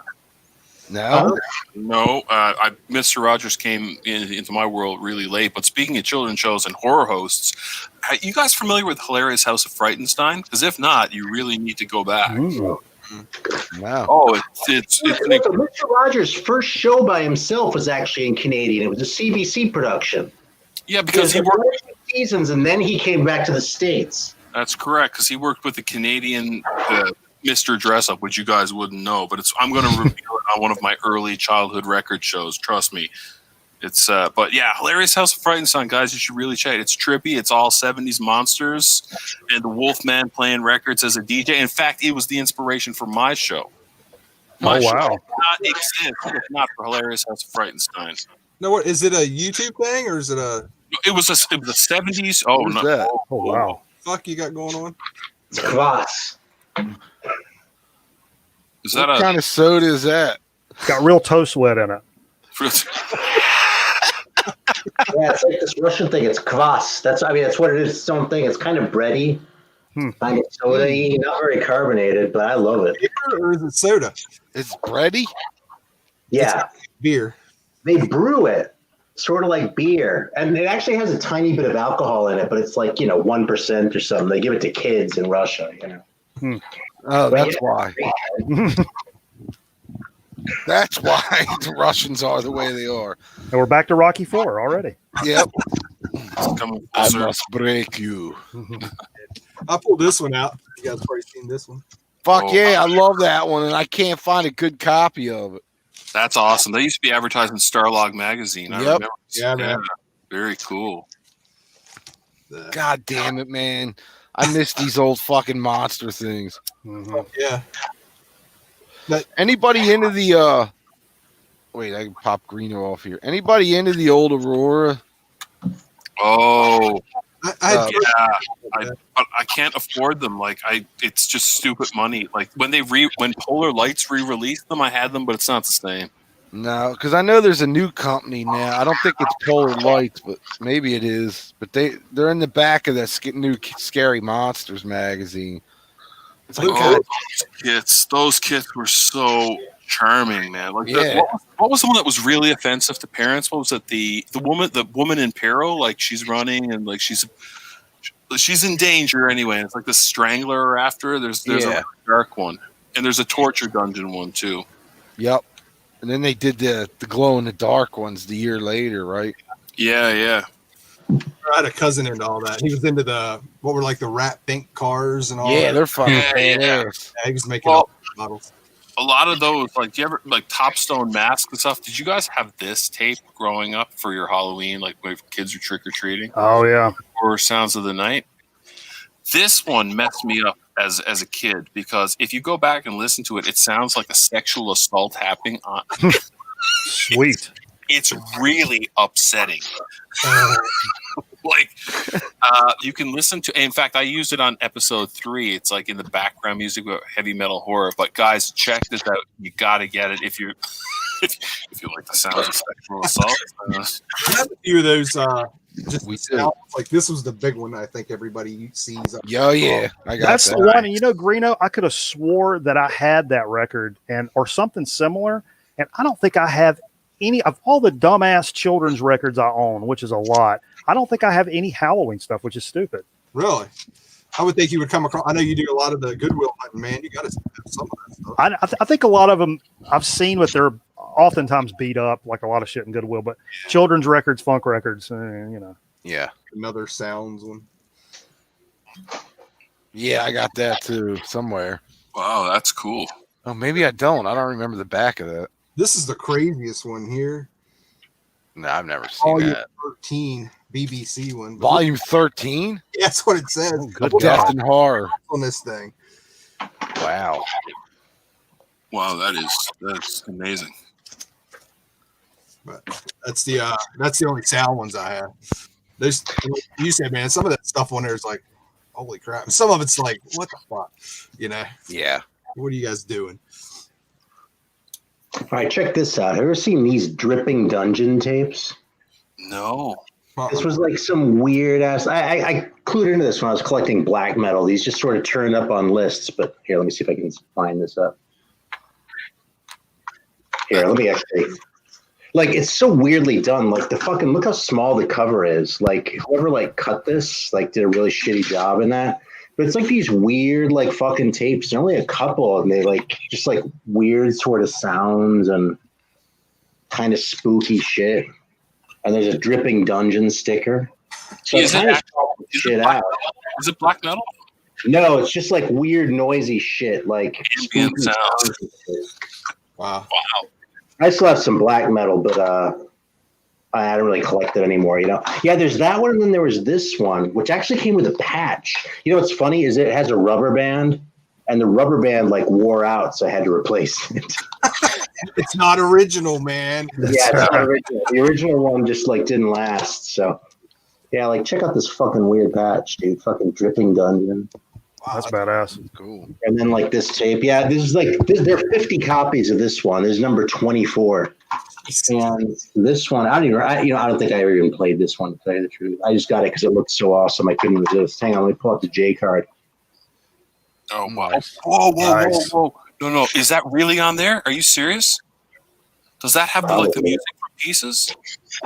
Probably. I Like, was no, I've got like you just made me super excited because the disco song by Cam, is that on there? Please tell me it's on there. You know something? We got a little while yet. I'm going to put it on right now. We'll find out together. I mean, I was just hinting, right? You know, like, The live experience. You got anything else, Bananas? Yeah, do I do music or should I keep going with movies? Whatever you want to do. I'll bang out some movies and then do one record since Aaron mentioned black metal. I do have a couple of black metal things I pulled, but classic VHS, not because of the blood and the gore or anything, just because it's got that vibe, man. It's got that just absolute Halloween feel to it, you know? We're going to be showing of that next week. Got tickets. Oh, badass. I love that movie. And like I said, it's not scary. It's just It's something 80s. about it. Spellman Also- Haim. Also pulled some classics, man, like Hellraiser. Right on. Can never go wrong with Hellraiser. And I got Halloween. I don't have the first one, I don't think. Halloween 2. Widescreen edition, you know it's a little later. But If you fucking want to. talking about black metal, I know we played this. I showed this last week or the week before last. Hellhammer. Oh shit! And this was a lot of people say the first death metal, first black metal, kind of the start of that whole shebang. And my local shop, this is 84 on Metal Blade. This is an OG. I mean, Wow. and I saw it posted. This is a record store that's literally like a mile and a half from my house, but I was at work about 30 minutes away, and I saw he posted this, and I was like, that's got to be some kind of modern reissue or something. And I could see the price tag on it. It was, not to be crass, $10. That's real. That's real, and that makes me want to throw up right now. And so I cruised into this place, and I'm like, I dug through a little bit in a few minutes, and I'm like, hey man, you posted this record. He's like, oh yeah, it's right here. And he's like, I know that's worth a lot more money, but I was like, I don't really know stuff about that. And I'm like, I don't know a lot about it, but I know enough to know that the some bitch is coming home with me. Oh, yeah. And so yeah, and it's in great shape. He said in better shape. It goes for $90, $100 or whatever. And I'm like, there's nothing wrong with this record. I mean, not that even the cover is pretty damn slick, man. I mean, so that's in better shape than my copy. Well, yeah, that can go for about like $350 Canadian, which is about $20 American. No. Okay, now. I'll never forget this. Actually, I got that in the early days of eBay, and I don't know. I don't remember how much I paid for it. I might have paid $40, but it wasn't more than that. Fucking guy sent it to me in a pizza box, though. And they were like, nightmarish. I'm like, I haven't seen a copy of this Hellhammer record in literally 20 years. You give me fucking pizza crumbs with it, you son of a bitch. Like, it's okay. I mean, obviously, I kept it, and it's my copy, and we're good. But was it used? Was it a used pizza box? Oh, that's yeah. Okay. Yeah. What? Yeah. Literally crumbs and shit in there. I've had packages come twice like that. Oh my Grease God, stains and everything. It's like, are you fucking kidding me, man? Wow, I've never knock wood. I never had that happen yet. I mean, I've had some bad Amazon experiences like that. I've had records snapped in half shown up before. But See this one? Nice. Oh, that's an awesome movie, man. yeah, All right, is that worth seeing? I've been kind of afraid of that one because it's like a comedy or something, isn't it? It's Depends who you're asking. Are you asking me now or like 14-year-old me? It's wicked sick. See, there's really only one reason I'm even curious, and that is this reason right here. Oh, yeah, there we go. Oh, Oh, Aaron, you bring me to an absolute awesome segue, dude. Because I was going to mention this because I pulled a handful of records and a couple of big stacks of VHS tapes. Let me tell you something that everybody should do come Halloween time, and that's do you a nice fat playthrough of Resident Evil. nice. Let me tell you, I know it's PS1 and not everybody's into retro games and not everybody likes going back and playing this game. You play this in the dark and do a playthrough nowadays and it will scare the piss out of you still. Polygon graphics and all. I got Code Veronica as well here, but they on PS2. But the original one, I still remember being at NC State, sitting in an apartment with a bunch of dudes, had the lights down. We had maybe gotten a little right, started playing it. When those dogs bust through that glass, man, we had dudes pacing around the apartment like, I'm going home, dude. I don't want to do this.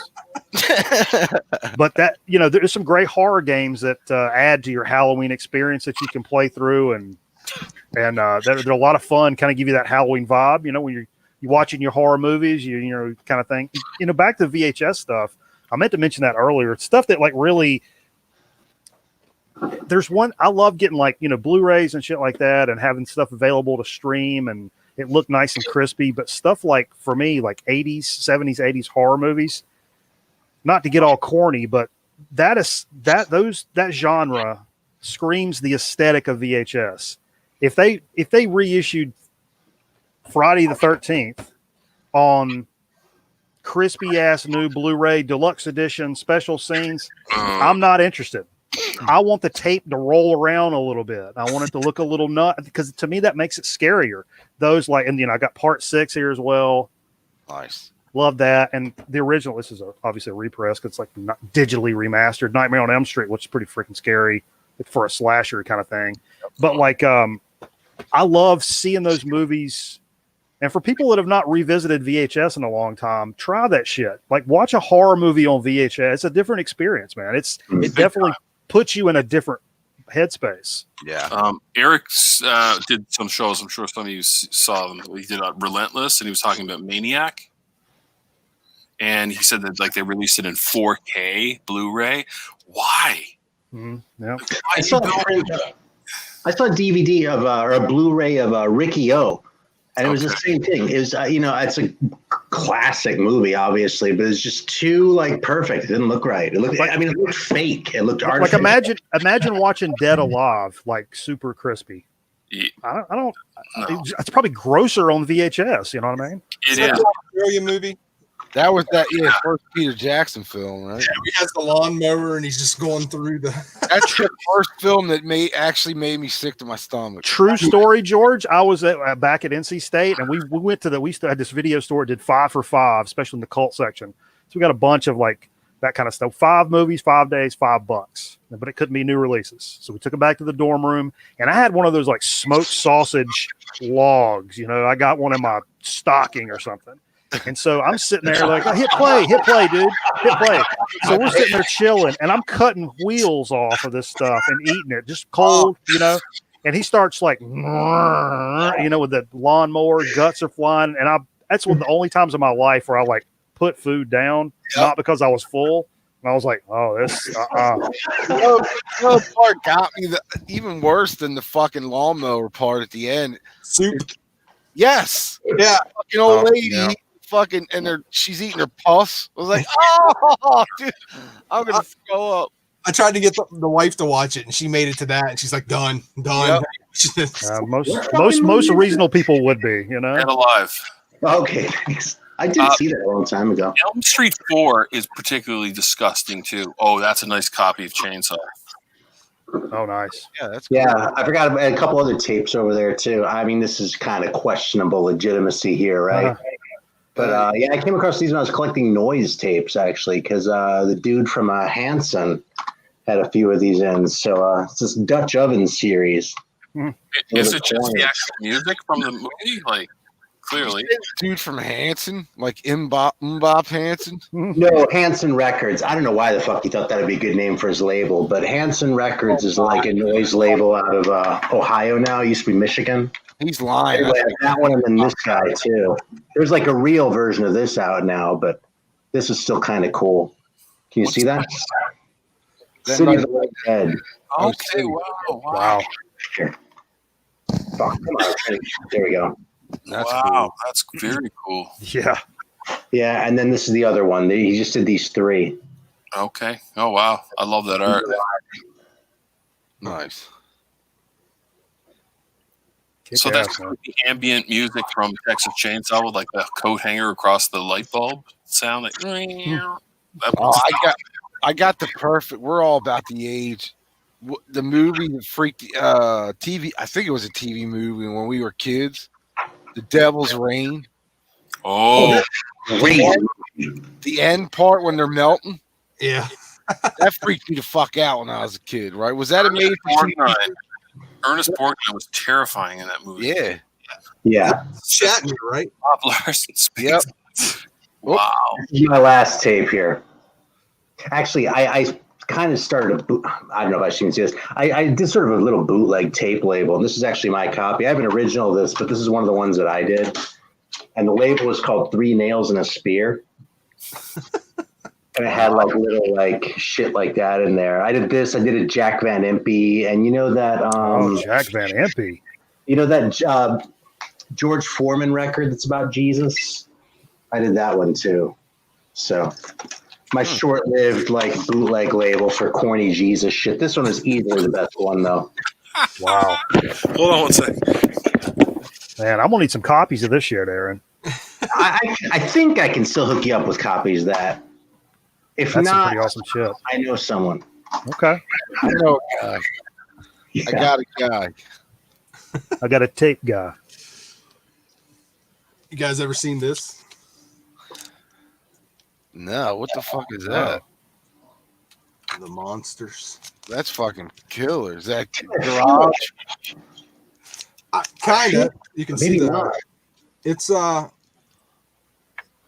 I haven't listened to it forever. I was going to try and spin it for tonight, but I didn't get around to it. If I remember right, it kind of sucked, but it's an awesome cover, man. Yeah. Yeah, I feel like I've seen that. I don't know, like maybe when I was digging through records in LA or something. So Yeah, it used to pop up. I mean, I've seen multiple copies of it. So back in the day. I was showing Greeno this before we came on live. Anybody ever see a copy of Motley Crue Shout at the Devil without the pentagram? no. That's Check crazy. this. There's like, That's nuts, dude. Huh. yeah, and even on the back, like where it ran through the picture. Yeah. Where's that press? What country is that from?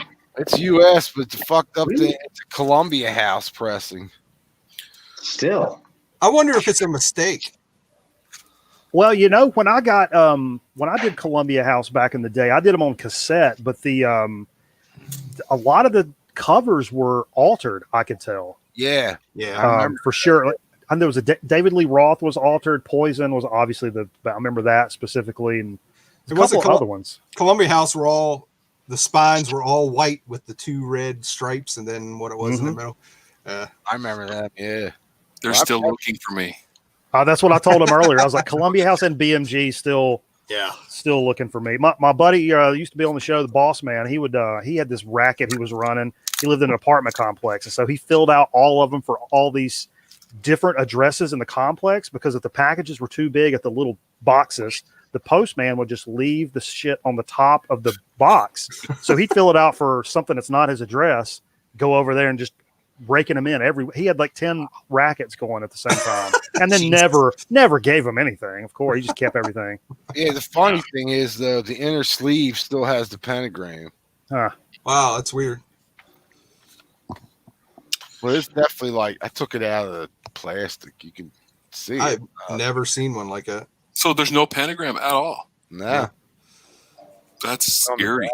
That's even more eerie to me. Like, you don't even see, How much blacker could it be? one more black. There's one more. Columbia House wants me like frozen in carbonite on somebody's wall. I'm telling you. Oh, money. I did pull this one in honor of the barbecutioner. This one's called Liquid. Oh, shit. Oh, shit. Oh, yeah. Yeah, there you go. Nice. Tales of Terror. That's a nice little Saturday right there. Yeah. What's that one? Let me see. The hood. Oh, yeah. Awesome. Aaron's like, yeah. Yeah, like, hell yeah. I'm trying to find something. Sorry, give me a second here. This is apropos to George's crew record there, though. Mikey, you're going to have to give me some good pictures of your set, because I want to make a mini so that I can guest star. I'll do Ooh. effects. Fuck yeah. Oh, yeah. I got this. I picked Only this certain angles. Other angles would. Yeah, I hear you. up, the new Almond Bets band. Oh, yeah. Right on. That's cool. I've heard that's really things, good. It You is. heard good things, yeah. Yeah, it's good. I can't get over how much the kid sounds like his father vocally, and how much Dickie Betts' son sounds like the way he plays. It's fucking crazy, man. And he looks just like Dickie did 40 years ago. It's crazy. But they're really good. And then I finally picked up I only picked up this LP Wallflowers. Man, I've heard good things. Wallflowers. Everybody's going crazy over that. Mm-hmm. See a ton of people posting that. Black Market Brass, by the way. Thank you.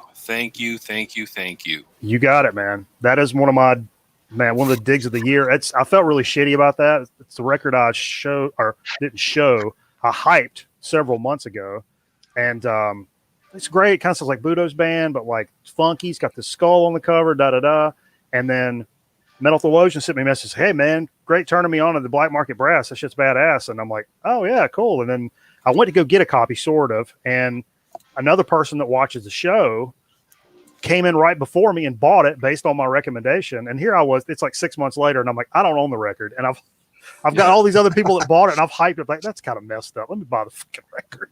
So, it's fantastic, but yeah. Funny is what it is. Yeah, mine's in the mail now. I couldn't get over how much I enjoyed it. And that's, if you're not familiar with Coal Mine Records, man, those guys put out some amazing kind of neo soul, funky ass instrumental stuff. That's a great label to check out. There's actually, I think, from the VC Corey, who's been on this show, actually went up to Coal Mine Records, and they have like an actual physical store that's called something else, and then the label is called Coal Mine or whatever. Plaid Room, I think. What? Plaid Room. That's some home shit going on there. Isn't it called Plaid Room Records or something like that? Yeah, that plaid. Yeah, that's the name of the store. That's right. All Plaid right, yeah. Room Records. Yeah.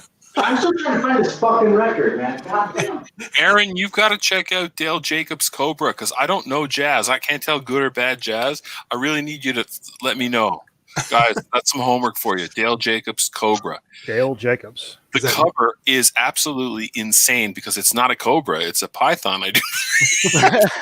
Nice. So he's wrong right off the bat, but man, I don't know. It's just I listened to it and I just it's fantastic. Is that something new?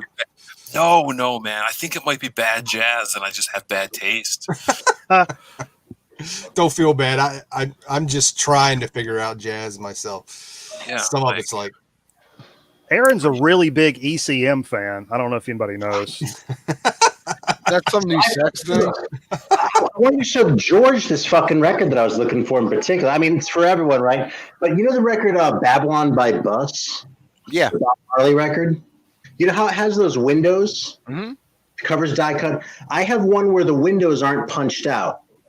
They're just like gray, and I've never seen another copy. I've never seen one offered for sale. No. I found it in LA. I have no idea what it might be worth or anything, but it's the only time I've ever seen something like that. I wonder if that's just a pressing error. Might be, yeah. I mean, it's like it's perforated. You know, Yeah. you could punch them out, but you know, obviously, They left them in there. Yeah. Mhm. yeah. Oh, that's awesome. Yeah, that's pretty cool. I just it's a weird thing. And since you work in the record store, I was wondering if you might have come across that. I've never seen that. No. I did pull something else now that Aaron's back. What were you saying a second ago, though, Barbecutioner? What should I check out? Listen, I'm seeking your help, your advice, because this Dale Jacobs Cobra Take me album, back. I can't tell if it's good jazz or bad. The what Cobra? Dale Jacobs Cobra. It's like I can't tell, but I just can tell you that I adore it. All right. Well, I kind of want to know now. I'm looking it up so I can look at it off the stream.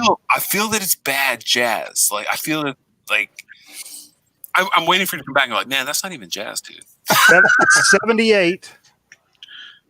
It's from That's 78, kind of jazz fusion, funk soul.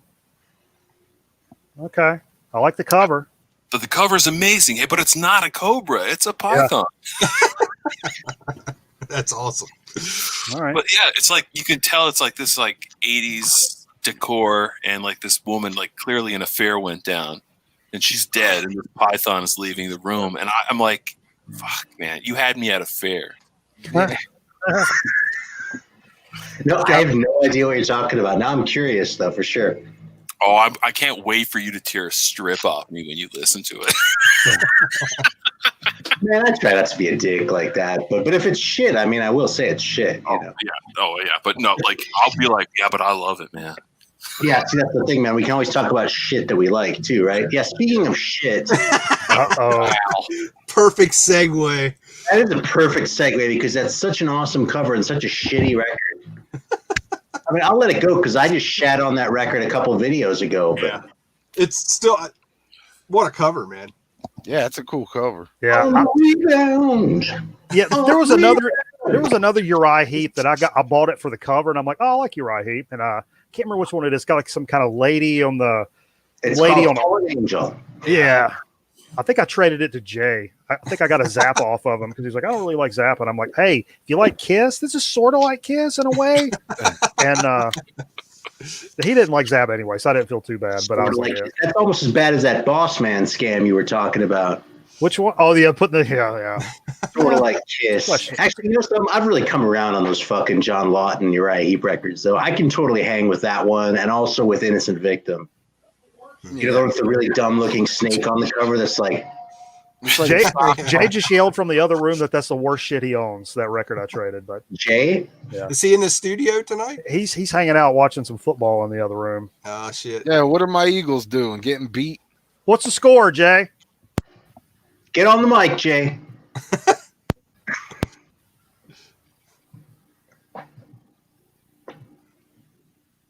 I think they actually have the stream up, so never mind. Don't make them change it. You'll lose a viewer. Oh, okay. Hey, we were talking about black metal earlier, or I was. 10-7 Eagles. There we go. This has been your Man Cave of Doom sports update. Reno, back to you. Reno with weather. But I fell in love. That's a little strong here. The kind of lore around this black metal stuff, and I know it's a little controversial. Showed it on the show before. The Burzum records. Yep. Burzum is a Varg Vickens, creepy ass dude. Known for killing Euronymous and burning down like 4 churches. This is the second record. I'm not going to try to pronounce it. Yeah, that's it. That's the one. But I love. I way to kill him first, but then he beat me to it. Yeah, and I bought this one. Just kind of wanted to have it, and it's not my favorite black metal, but I wanted to have it, because I'm weird like that. But the one that really got me, and I just picked this up recently, and if you guys have never seen Gummo the movie, oh man, I know this from that movie, and I had no idea it was Burzum. It's like experimental, like a dark ambient record. There's one song that just repeats over and over, and they use it in Gummo, and it's the creepiest sound. And forget fast, screamy, holler, and black metal. This one phrase repeated over and over again, 10 times scarier than any black metal. I don't know what I've got something else like that later. That repetitive thing is like, oh. Like, yeah, I'm glad you brought up Gummo, because as far as horror movies go, when he's eating that chocolate bar in that dirty ass tub, that's the most disturbing thing I've seen in a long time. The worst part about that scene is he's drinking milk with fucking spaghetti. Dude, that's awesome. My mom does it. She was like, "What's wrong with that?" And I'm like, "What's wrong with that?" I usually do that. You're a pervert. You're a first-class pervert. He really is a pervert. To the bone. Yeah. Do you guys have this? A lot of people hate this, but I love that movie. I love this movie. I love the soundtrack even more, and it's not popular. Like when I play this, when I have friends over, I get like shit thrown at me. Nah, man. You trying to bring the subject back to that fucking Rocky V soundtrack again, dude? No, that's the best fucking chainsaw massacre ever. Out of all of them. Chainsaw. I didn't know that record existed, but I enjoyed the movie. So yeah. Well, look, you've got the original, but it's fun. You've got the Cramps. You got Timbuk 3. I mean, there's Concrete Blonde. Wow. It's not. Oh yeah, no. It's a different vibe to this. Much like Chainsaw 2 is a very different vibe. My son was just watching that like 3 days ago. Hey, I walk past and I hear, "That's cool. Never been to a radio station before." He's like, "Hey, what in my plate, dog, Dick?" Aaron, what you got there? What is that? I thought you might have seen him drop this. See that? This is from a set of coasters that Spencer made a long time ago. Okay. One had a G, one had an M, one had an R, and then there was this one. Because he's the best kid ever. That's why. Yeah, I got this one here too. I still use it like there's shit growing in it now and that, but this is the best one. That's awesome, man. Cool, man. That is so awesome. It's funny you're talking about Chainsaw 2. This is a very weird segue. Me and my mom, my 74-year-old mom, were talking about Chainsaw 2 yesterday because I think I was telling her, I was like, you never like squelched what I was watching, or like this has got too much blood or whatever. And she's like, no, you weren't stupid. You knew what was going on, kind of thing. We're having that same conversation. And then she was like, you remember when we rented Texas Chainsaw Massacre 2, and me and you just sat there and laughed through the whole thing because it was just so ridiculous. And that was one of my favorite VHS memories, is watching Chainsaw 2 with my country little Christian mom and having just a laugh fest at it, because I may like it better than the original, to be honest. I do too, man. It's so ridiculous and over the top. And Bill Moseley makes the whole movie as Chop Top, man. Yeah. Like, once you meet Chop Top, you're hooked. I mean, it's like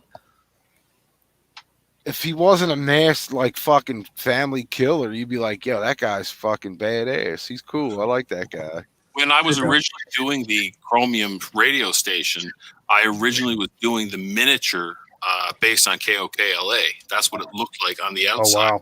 Oh, wow. Oh, cool.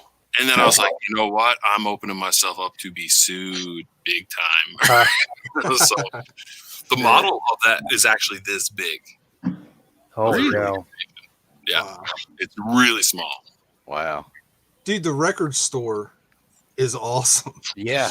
How long does it take to do something like that? My wife was pregnant at the time, and I wasn't really. I won't say I wasn't allowed to go out drinking with the boys, but it was frowned upon. So I ended up watching a lot of movies that she liked, but I was fine. Like every record in that store, in that miniature, has two sides. That's not like just a picture. There's two sides to every single thing, and behind each one is an iPod shuffle with different genres of music. It plays. It's a dock station. Oh no shit! Wow. So it was like for my kids, I was like, so if you're into jazz, if you're into country, here's samples of this, and that's what that plays. Wow. Wow, Did dude. you make Castillo yourself? I've been meaning to ask you that. Am I what? Did you make Castillo yourself? No, that was a $400 investment. I contacted this dude in Italy, and apparently he does like Italian game shows and stuff like that. And I was like, look, here's this puppet. You're the most affordable guy, because everyone was wanting like $1,200. And so I gave him based on the zine that we had, the pictures, and in 3 weeks this fucking amazing puppet showed up, and he's a crowd pleaser in my house. Let me tell you, he is encouraging doing homework. Well, he's encouraging homework, eating vegetables. Like he's tough on screen, but he's a real softie in real life. That's cool. And here's his origin story. Yeah. Kick ass. So awesome. Do any of you watch Jim Sterling ever? Jim Sterling. Yeah, he like talks about video games. He's a big guy. He lives in Mississippi, but he's English. It's kind of a dick, but that's kind of his shtick. It doesn't matter. He's the only reason I know what a boglin is. That's the only reason I brought him up, because every so often he geeks out about boglins. Well, yeah, and that was an accident. I was desperate because I was making a foam latex puppet, and I ran out of time. That's what I asked. And then I took them, and I just grabbed my old boglin that I had, and I'm like, well, should I use this? So I took his eye out and replaced it with this new eye. I figured, well, that will get me past any sort of problems, you know? Yeah. That's where Fossick came from. Yeah, well, Castillo's the shit, man. Hold on, he just wants to say hello. Oh. Skeeter both in one show. Yeah, man. Skeeter's been good This is 4 or 5 years, huh? This is one for the ages. Uh-oh.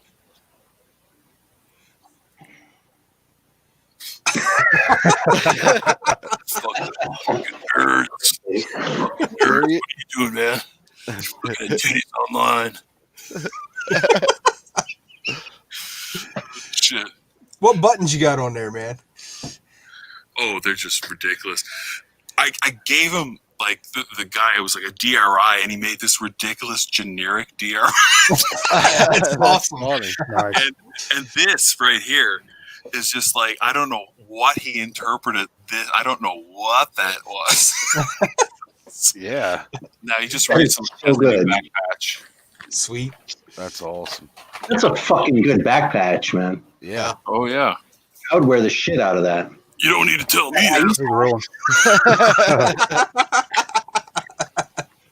one. This was right at my feet, actually, right as you were saying that. Oh, right on, man. Hey, actually, I might have a little gift for Castillo. Hang on a sec. Oh man, he loves taking shit from people. He's not above charity at all. What if it's a female puppet? Oh, Jesus. Even better. You might get weird. Might get a little weird tonight. Uh-oh. If it's Hugo, I'm gonna freak out. How would Castillo feel about a meat clown button? Oh, I think that is fantastic. Jesus. Oh, yeah, meat clown. I remember you telling me about that. That is incredible. But it cannot interfere with this. Can't interfere with that. And then I'll tell you what. I'll mail you a couple, and you can figure out what to do with it. Give me your address afterwards. Definitely, man. Definitely. I would love that. anybody The fucking shit. see this yet? Uncle Peckerhead? No, I heard it's madness. Dude, what's that last stream, dude? I still haven't watched it yet. That's why I said maybe somebody saw it by now. I'm planning to watch it this weekend. Well, I've ran out of time. I haven't been able to watch it. Ain't enough time. Guys, when was the last time you watched this too? I know I take shit for like it's a Disney movie, but it's so good. What is it? Something Wicked This Way Comes. Yep. It's been a long time. Yeah, I haven't seen it for a while. That's really. Do you know this was like the Don Cascarelli wanted to? This inspired Phantasm. Oh wow. Really? Yeah, he tried to buy the rights to Phantasm because apparently Don Cascarelli was like a pretty rich kid, and his dad paid for a lot of things, and he tried to buy the rights to something. Look at This Way Comes, and he didn't get it, so he was like, "Well, I'll make the next closest thing." So he created Phantasm, which is Wow, that's badass. we all with that. Yeah. Yeah, You guys ever seen this? Oh God, yes, Yeah. Suspiria, and I know it mostly because of the Goblin soundtrack. I mean, obviously, but the movie this is a Goodwill find, like 50 cents, but it's got some trippy visuals, 77 kind of vibe to it. That's But, Italian, right? It's Italian flick, and even the back's pretty trippy. But the the movie's okay for me. It doesn't compare to the soundtrack. The soundtrack is phenomenal, but which I don't own. But Steve Fever has it. I'm pretty sure. He's got some Goblin stuff. It's got some mystic pussy in that too. Ooh, my favorite kind. Yeah, I don't know that. You want to Is that's what's her name? Real young, right? Jennifer Connelly. Is that the one she was in? Oof. She's in that and Creepers. Oh, that's right. Yeah. Is that Bride of Chucky? Jennifer Connelly? Oh, she's the big titties in Career Opportunities, man. Yeah. Who was that? Career opportunities. Wow. Who was the girl in Bride of Chucky? Oh, that's Jennifer Tilly. yeah. Oh, Jennifer She's Tilly. fucking Yeah. hot. Wow, Aaron, Good that is Lord. amazing, man. What is that? Is that an original? Yeah. Yeah, I got this at a record store when I first moved here. Like fucking, my mythical. If you watch my videos for, I always talk about my record dealer friend in Colombia. Yeah, I got this from him. He had it sitting there with $20 on, and I was like, I haven't heard that before, and I did like the movie, but it just seems like it'd probably be a smart thing to do to bring that home with me. So Yeah, very yeah, smart I'll move. stick around there. So Cool. yeah, it's cool. I mean, I'd be lying if I said I played it all the time, but it's a cool piece. But I do prefer Goblin to Keith Emerson. Yeah. Keith Emerson's all right. There's nothing wrong with Keith Emerson. It really isn't, man. I mean, especially if you like pompous shit. There it is. I knew it was coming. Every time I hear Emerson, it always reminds me of a joke with the punchline was, Emerson, nice titties you have. Hey, speaking of, there's no disco on that tape. It just ended. Yeah, I don't know where. Did you guys see Pieces? Because that is the sleaziest piece of garbage you'll ever watch. And when I say garbage, I mean that with great respect. Murder or something, like with the axe and shit. Am I thinking of Torso? You're thinking of Torso or maybe Axe? I think I'm thinking of Torso because I don't think I've seen Axe. I could be wrong. The alternate title, right? Pieces, guys, as an early birthday gift for me, please go out and watch Pieces. It's really, really sleazy. Oh yeah. What year is it? Probably 81. It's definitely 81. That's like when all the best slasher movies were made. Mm-hmm. For a while, I didn't watch anything Italian that I could get my hands on, especially when I first discovered that shit before like DVDs were a thing. Like when I first moved to San Francisco, there was a local shop where they kind of. Can you guys see this? I just got this video from Mibber. That just came to me. Skeeter blowing himself up. I don't know what that means, but uh-oh.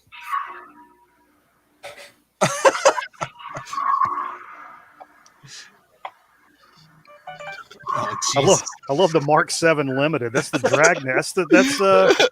That's what's his name's company from Dragnet. Oh, that's so funny. Anyways, Aaron, what were you saying? You were in San Francisco. Oh yeah, there was a place there though where they like would sort of make an effort to get these obscure movies, and like they were always kind of like shady looking like VHS, and like they would do shit like turn up a Japanese laser disc of a movie like Inferno or something like that, and like have someone subtitle it in English, and that was how I saw a lot of those movies originally. So for a while, I was just checking out anything that I could find that was Italian. So some of them kind of blurred together in my head. Is kind of where I was going with it, actually. Who was the big one? Fulci or whatever? And Dario Argento is the big one, but Argento, Lucio Fulci is my favorite. You mean Dr. Fauci? yeah, Yeah, he's pretty big right now. Oh God, our Canadian politics. I don't know why you guys don't talk about our Canadian politics, because I mean, someone said the word fart the other day, and in the House of Commons, and there was like a 2-day apology. I saw that video. I did see that. You guys take the cake, man. It ain't us. It's those fucking scumbags down in Washington. Got to get these geese off the town square, eh? Come on. It's crazy. I pulled this one out. I figure this needs to make an appearance. Oh yeah, man! Don't meddle with evil. Oh, that's going to be on the next show. Actually, have you watched the videos for this? For Halloween, when they made these videos at the time. Like, speaking of this shit, it is the spirit of this and like drugstore department store masks. Yeah. That's what they use. And don't meddle with evil. It is.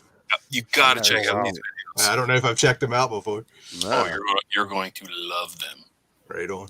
I'm surprised nobody's shown Halloween tonight. Nobody has shown any Misfits tonight. Yeah. Kind of. I almost pulled a Halloween, but yeah. Well, what's funny is because early on when we did record, we always did a Halloween playlist, and we played all your stereotypical. We played Sabbath and shit like that. We did that for so many years. It was like, okay, we got it. We started kind of going off the deep. It's like, oh, this song here, I know it's Brandy Carlisle, but she says evil in it, so it's a Halloween record or what. So we actually stopped doing that. So it's I got to kind of go back now. Let's see if I can find it real quick. I just picked this up not too long ago. I thought this was cool, and the only reason I picked it up, it's not in the best shape, but now I won't be able to find it. This party liquor is making my face just turn beat ass red. I might have a stroke while on stream. I'm gonna be honest. We'll call 911 for you. I've had a good run, folks. Damn. What was that? Did I just miss it? He's still looking. No, I'm still looking. Oh, here it is. Maybe it's with my Bob Marley records. Here's a white label. Oh wow. Oh, that's pretty awesome, man. Bobby Boy, yeah, right on. Yeah. Wow, right on. But like I said, it's not. I still have to clean it. But you know how these old 7. See how dusty it is. Have you had that a long time, George? No, I just found this. Cool. That's cool. Yeah. I pulled this one out. Oh yeah, I was looking for that, and that's why when I found this week, I was like, I got to bring this home. What label was that on? This is this is on Garpax, which I think is part of the Parrot label. Okay, that's what this. I think doesn't say. Because I think this is an original. And it's on Parrot. Yeah, I have the original on that same one, but I just thought this was weird. This could be a reissue, like, a little bit later, but it looks old. I have a copy of that on the same label, actually. It's in worse shape, though, and it's not a white label promo. Oh, okay. Frozen. It has an orange label, if that gives you a hint. I don't know. I got two. This is cool. I got the Witch record. I just saw. I have that. Yeah. It's Halloweeny, right? Yeah. It's no Belinda Carlisle, but I know this ain't Halloweeny, but I got this with the Bobby Pickett, and that's the a Flamin' Groovy white label. Oh, nice. First one's free, and then Is this Rockin' Pneumonia?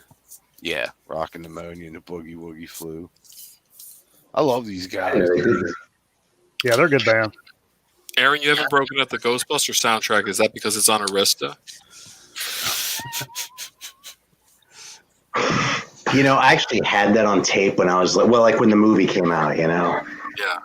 And in retrospect, what a fucking piece of shit, dude. Every song on that thing sucks. Are you talking smack about the Alessi brothers? Yeah. There you go. The answer was contained in the question. The Butt Boys had the best song on that fucking record. What does that tell you? Have you ever Ray Parker? It's like if you're watching a porno and your pet hamster has the biggest dick. All right, this show took a turn. We're back to dicks again. No. We're back to hamster dicks. Well, you can't talk about regular dicks all the time. Well, I guess you can. Quote of the day. Can't talk about regular dicks all the time. Ray Parker Jr. is the other woman, though. That's an album right there. Oh, that's such a fucked up record, really. Actually, that's more disturbing than half this Halloween shit, really. Like the attitude of it and shit. You know what it has? It's that fucking 70s like boomer thing where they like think they're fucking like progressive, but they're actually like just super fucking craven, and they're doing so much coke they don't even realize it. That's the kind of record that thing is. And I gotta tip my hat to it for that too. Like, don't take this the wrong way. I mean, salute, you know, but it's fucked. When he's having an affair in that song, and then he says, "I slipped and fell in love." Ow. Oh, baby. Yes. Dude, between him and Billy Paul. Yeah, you're gonna make him throw up. That's content, baby. Sleaze bags. Yeah. Oh, sure. Great. Fucking, yeah. I bet Huey Lewis was like, you know, I would have let this shit with the riff go, but you're such a prick. I'm gonna sue you for the fucking riff. Jay just said he's bringing the Ray Parker Jr. record tomorrow night just because. Somebody can shove it up his ass. Oh, that's funny. You know, I didn't want. I figured you guys would do much more of the, the older metal stuff that you guys are. That's much more in your wheelhouse, and I know to stay in my lane, so to speak. So I pulled stuff that's much more in my current kind of collecting wheelhouse, keeping with the titular line of the podcast here, Doom.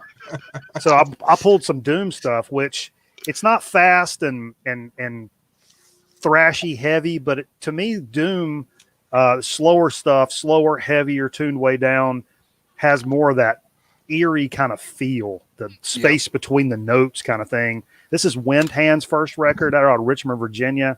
Chick singer. This was on, I can't remember what label. Forcefield Records. It's on white vinyl. Kick-ass record. I heard that on the show. I remember that one. It's good. Yeah, tuned to like W. I mean, it's so low. All these are like that. This is another one. Paul Bearer. Nice Doom record. Got some, but those have some nice. It's not screaming and hollering, and even still gives me a heavier vibe. This is Paul Bear's second album, Foundations of Burden. Kick-ass record, man. It just desolate feel. I mean, it's the only thing more desolate of a Doom record, I would say, is like something like this. This is Yobs clearing a path to ascend on beer yellow vinyl. Nice. I love Yob, and there's something just really eerie and not to be corny, but beautiful about Yob and the kind of music they make and how it can be so pretty and so heavy and like it's unforgiving. The only thing heavier and have a heavier feel, I would think, is Bell Witch. There's a band called Bell Witch that would be considered funeral doom. There's an album called Mirror Reaper, and it's like, oh my God. To me, that stuff is heavier than the faster kind of metal stuff.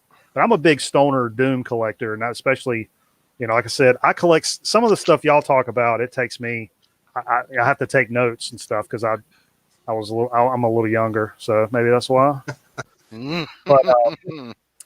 But yeah, so that was my contribution to the metal end of things tonight. I figured you guys would be pulling out all the dripping blood, I 80s like to metal play. stuff. I like to play. He said he's a big stoner doom collector. I'm just a big stoner.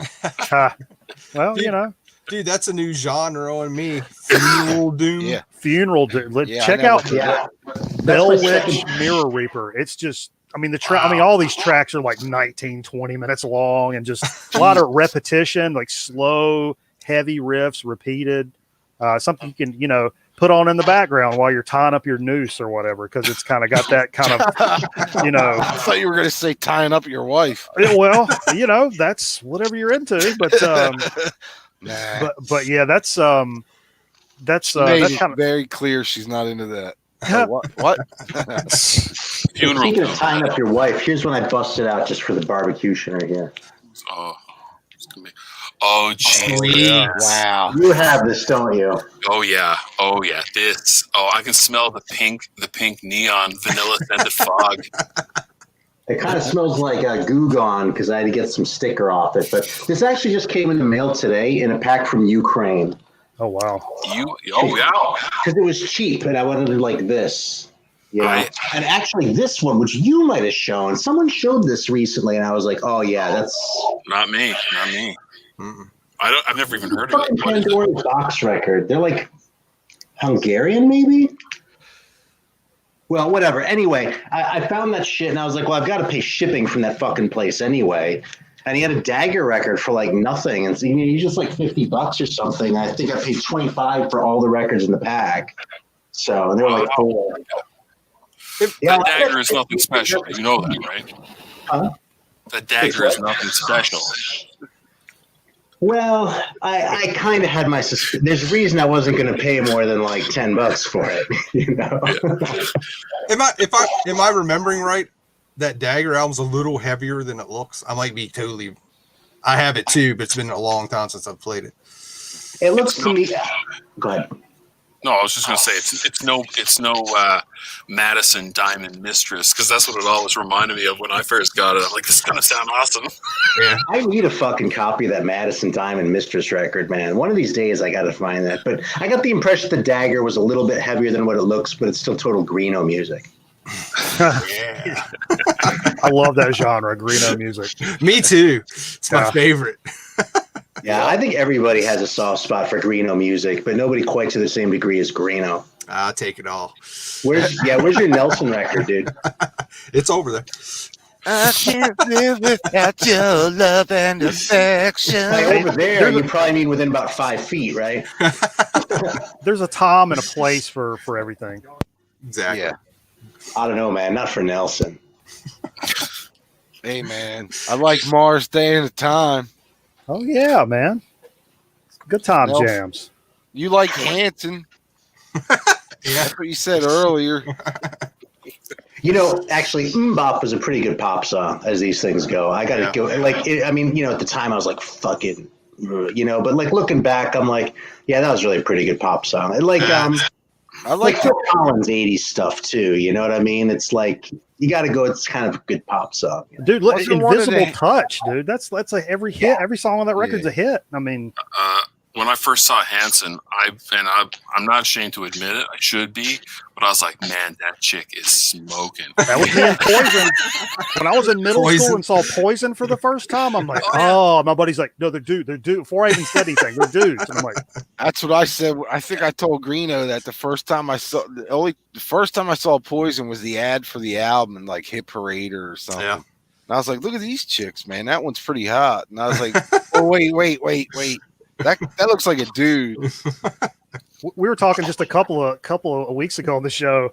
It kind of run away with us a little bit, but the first time we ever heard CC DeVille speak, Oh my god! Nice, pretty chick. We would It was a house of horrors that turned into a house of horrors. because the funny thing was I was telling the story off the stream while we're just playing tunes, and then we called that potato chip company later in the show, and when the chick's voicemail picked up, she had this real raspy voice. I was like, Steve, it's fucking CC DeVille, man, and the show went downhill from there. It's amazing. Speaking of CC DeVille, like he hasn't done shit. You know, like you would think since Poison is like a every 3-year thing that he would want to do something. Isn't he still in Poison though? Now he's back. Though. Yeah, he's been back, but like I don't understand how guys that only play a hits package every 3 years just sit on their ass and not do anything else. I don't know. Are all those guys clean and sober now? Supposedly, yeah. How much fun would it be to hang around Poison clean and sober? No. Well, it'd be like I saw CC DeVille on a public access show once, I think when I was living in LA, and it was one of the funniest things ever. Like, I mean, because it was just like, and the show was like it was about half a step up from Grown Man Record Night as far as production values. Whoa, and CC's on, he's like, whoa. Holy fuck. He's like he just came in hot on He came at me. Now he's going at you. Man, had a dude making fun of the South earlier. Fuck. Shitting on American politics. I don't know what's going on here. Mikey, I feel bad because, I felt that it was a direct attack. But here, where I'm from in Canada, like Newfoundland, Labrador, we are the butt of every fucking joke, man. Everyone. Trust me, man. I hear you. I feel your pain. Everyone's like, fucking stupid Newfies. Trust me, it's bad. It always feels good to be king of the dipshits. You know what I mean? Yeah. To be the coolest guy in the South. You know, it's not a bad racket. Yeah. I thought Nova Scotia would get more of it because isn't that where the Trailer Park Boys are? No, we're they are in Nova Scotia. No, we're right next to it. We're like in a rock in like the middle of the Atlantic Ocean. Wow. It's a pretty isolated spot, but yeah. Sounds kind of awesome, to be honest. Yeah. Oh, it's definitely got its charm. And where I am, I'm not there anymore, but like I am like northern. I'm in the woods, man. I'm surprised the internet's working, to be honest with you. Wow. Greeno, when you wanted to do those tests, I was like so sheepish. I was like, this is not going to work. This is going to be so embarrassing. Right? Up on the top of the pole like Green Acres, yeah? The igloo. I was waiting for some bullshit igloo joke. I was like, hey, you been up there your whole life? No, man. I only came back about 5 years ago when I was just done working in advertising in Toronto. I pretty much grew up in Toronto. Mm. But yeah, no. But that's a different story altogether. I bet it's a good one though. Yeah. Well, you a lot of good ones.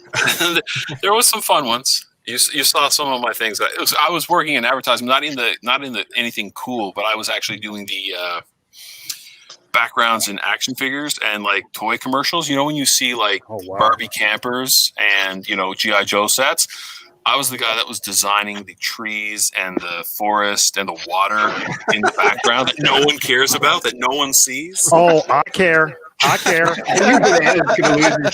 Ever since I was a little kid, man, I would I was like, man, look at these places that they got these things set up. And I'm like looking for places around my house. I actually found like the hedges between my the bushes and my house. I would crawl up underneath there and it becomes this little microcosm of the universe. The trees all of a sudden look big. Right. And dude, that's kick ass. I always wondered, like, how do they make these sets? Where are they? I want to go play there, that kind of thing. That is amazing. I was supposed to be writing copy for banks and stuff, but I'd be like hanging out with those guys, getting high and just cutting like foam boards and making all sorts of I made some nice Barbie shit too. Like I'm really proud of these Barbies.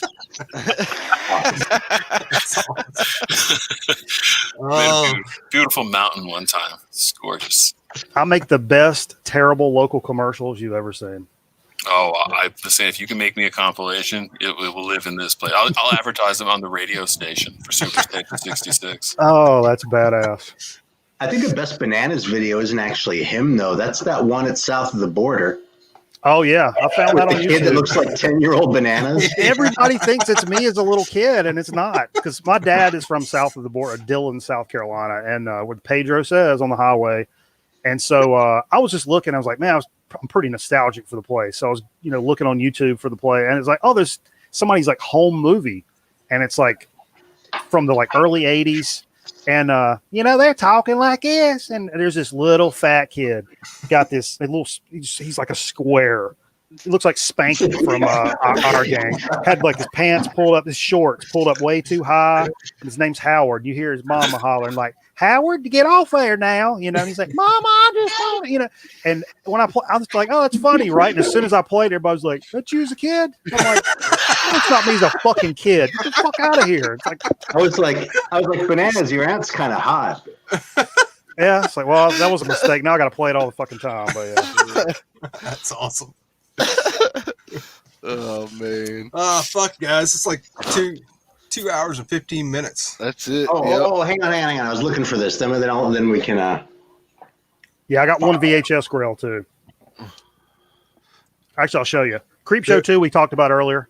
Oh, Everybody loves Creep Show 2. That's a little thrift store find. But Thanks for the ride, bitch. my numero uno, South of the Border. Evil Dead, Hell yeah. Yep. Not even- sealed, baby. Nice. What is this? Oh wow, sealed. Nice. Yep. That's kind of I've never seen that cover before, actually. It's a repress, but it's sealed, so it's not. It's I don't know when this actually. Oh, 1998. So it's probably not worth a shit ton of money or anything, but Still. It's still cool. and the creepiest record you'll ever hear. Aphex Twin Selected Ambient Works. It's not heavy at all. It's an ambient record. I love ambient stuff, and it is the creepiest, most unsettling stuff you've ever heard in your life. It's like the harmonic dysfunction is just a little off on all the tracks, and it makes you just kind of itch. I mean, it's I love Aphex Twin and the crazy electronic stuff they do. And I know not everybody's into that kind of stuff, but the ambient stuff, You sold me on that shit. there's some pretty tracks on here that I was actually going to use one of these in my wedding when I was engaged before. And kind of like my inside joke to everybody or to me, but I've spent many a nights staring at the wall, listening to this, wishing I was doing something else, but I still couldn't get away from it. Some of you guys probably know what I'm talking about, but yeah. Anyway, Wow. All right, so here's South of the Border. This I actually took myself going by there. oh yeah, And if you drive a certain section of 95, like the part where people don't actually like live, then you know exactly where this is. It's like an institution Yep. among people that, yeah. Yeah. Been there. it's the best. It I really got one got more me. thing. Had to show this because I always think of Halloween when I play this. Oh, that's your favorite Oh, yeah. fucking album ever. Yeah, it's my favorite live album ever. And the video. Really? The show is demented. Oh man. That was the video is first awesome. thing Greeno ever asked. He's like, yo, you got that Lizzie Borden live album? I was like, no. Why? He's like, 2 days later, it shows up at my door. You got to have that, man. Yeah. I Is it probably, really that good? huh? I mean, is it really your favorite live album? Yeah, that's what I was I like. like this album. Like over like Made in Japan and Strangers in the Night? I mean, Over, yeah, it's wow. it's equal with Live After Death. I'll put No, it but that you way. got to watch it with the video, like the Yeah, the actual, the the video VHS. makes it. adds After you watch the video, Okay.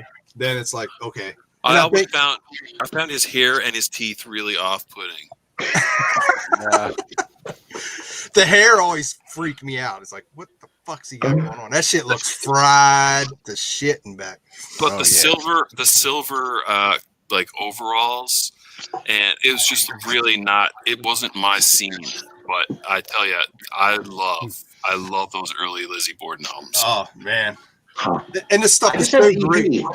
It's so great because it's like Alice Cooper on a budget. You know what I mean? It's like Yeah. it's awesome stuff. It's not even as mean spirited as early Wasp either. Like those early Troubadour shows from, because that is like nasty. Like if you really think about it, but this is like so mannequin legs, like the way things are done. You're right. It is very Alice Cooper. Like Yeah, I I was always a big fan. But like the early Wasp, like speaking of Halloween and madness, like those first Wasp, like in that movie Dungeon Master, those scenes. Man, you're not gonna, like I named my daughter after Randy Piper, man.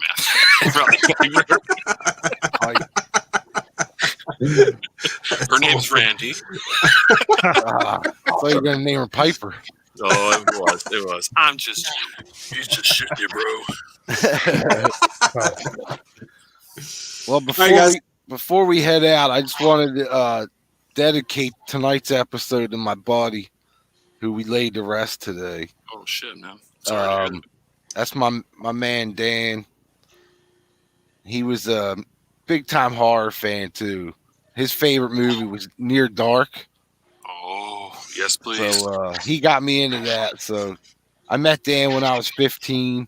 Unfortunately, he got cancer, and we lost him this past weekend. So sorry to hear that, man. But he was Near Dark. That was the 70s made for TV with the little.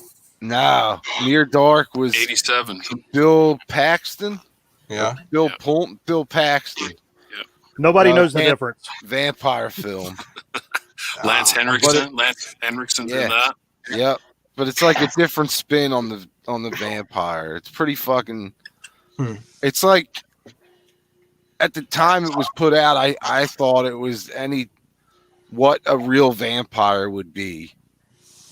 I don't know if I remember that one. It's pretty cool.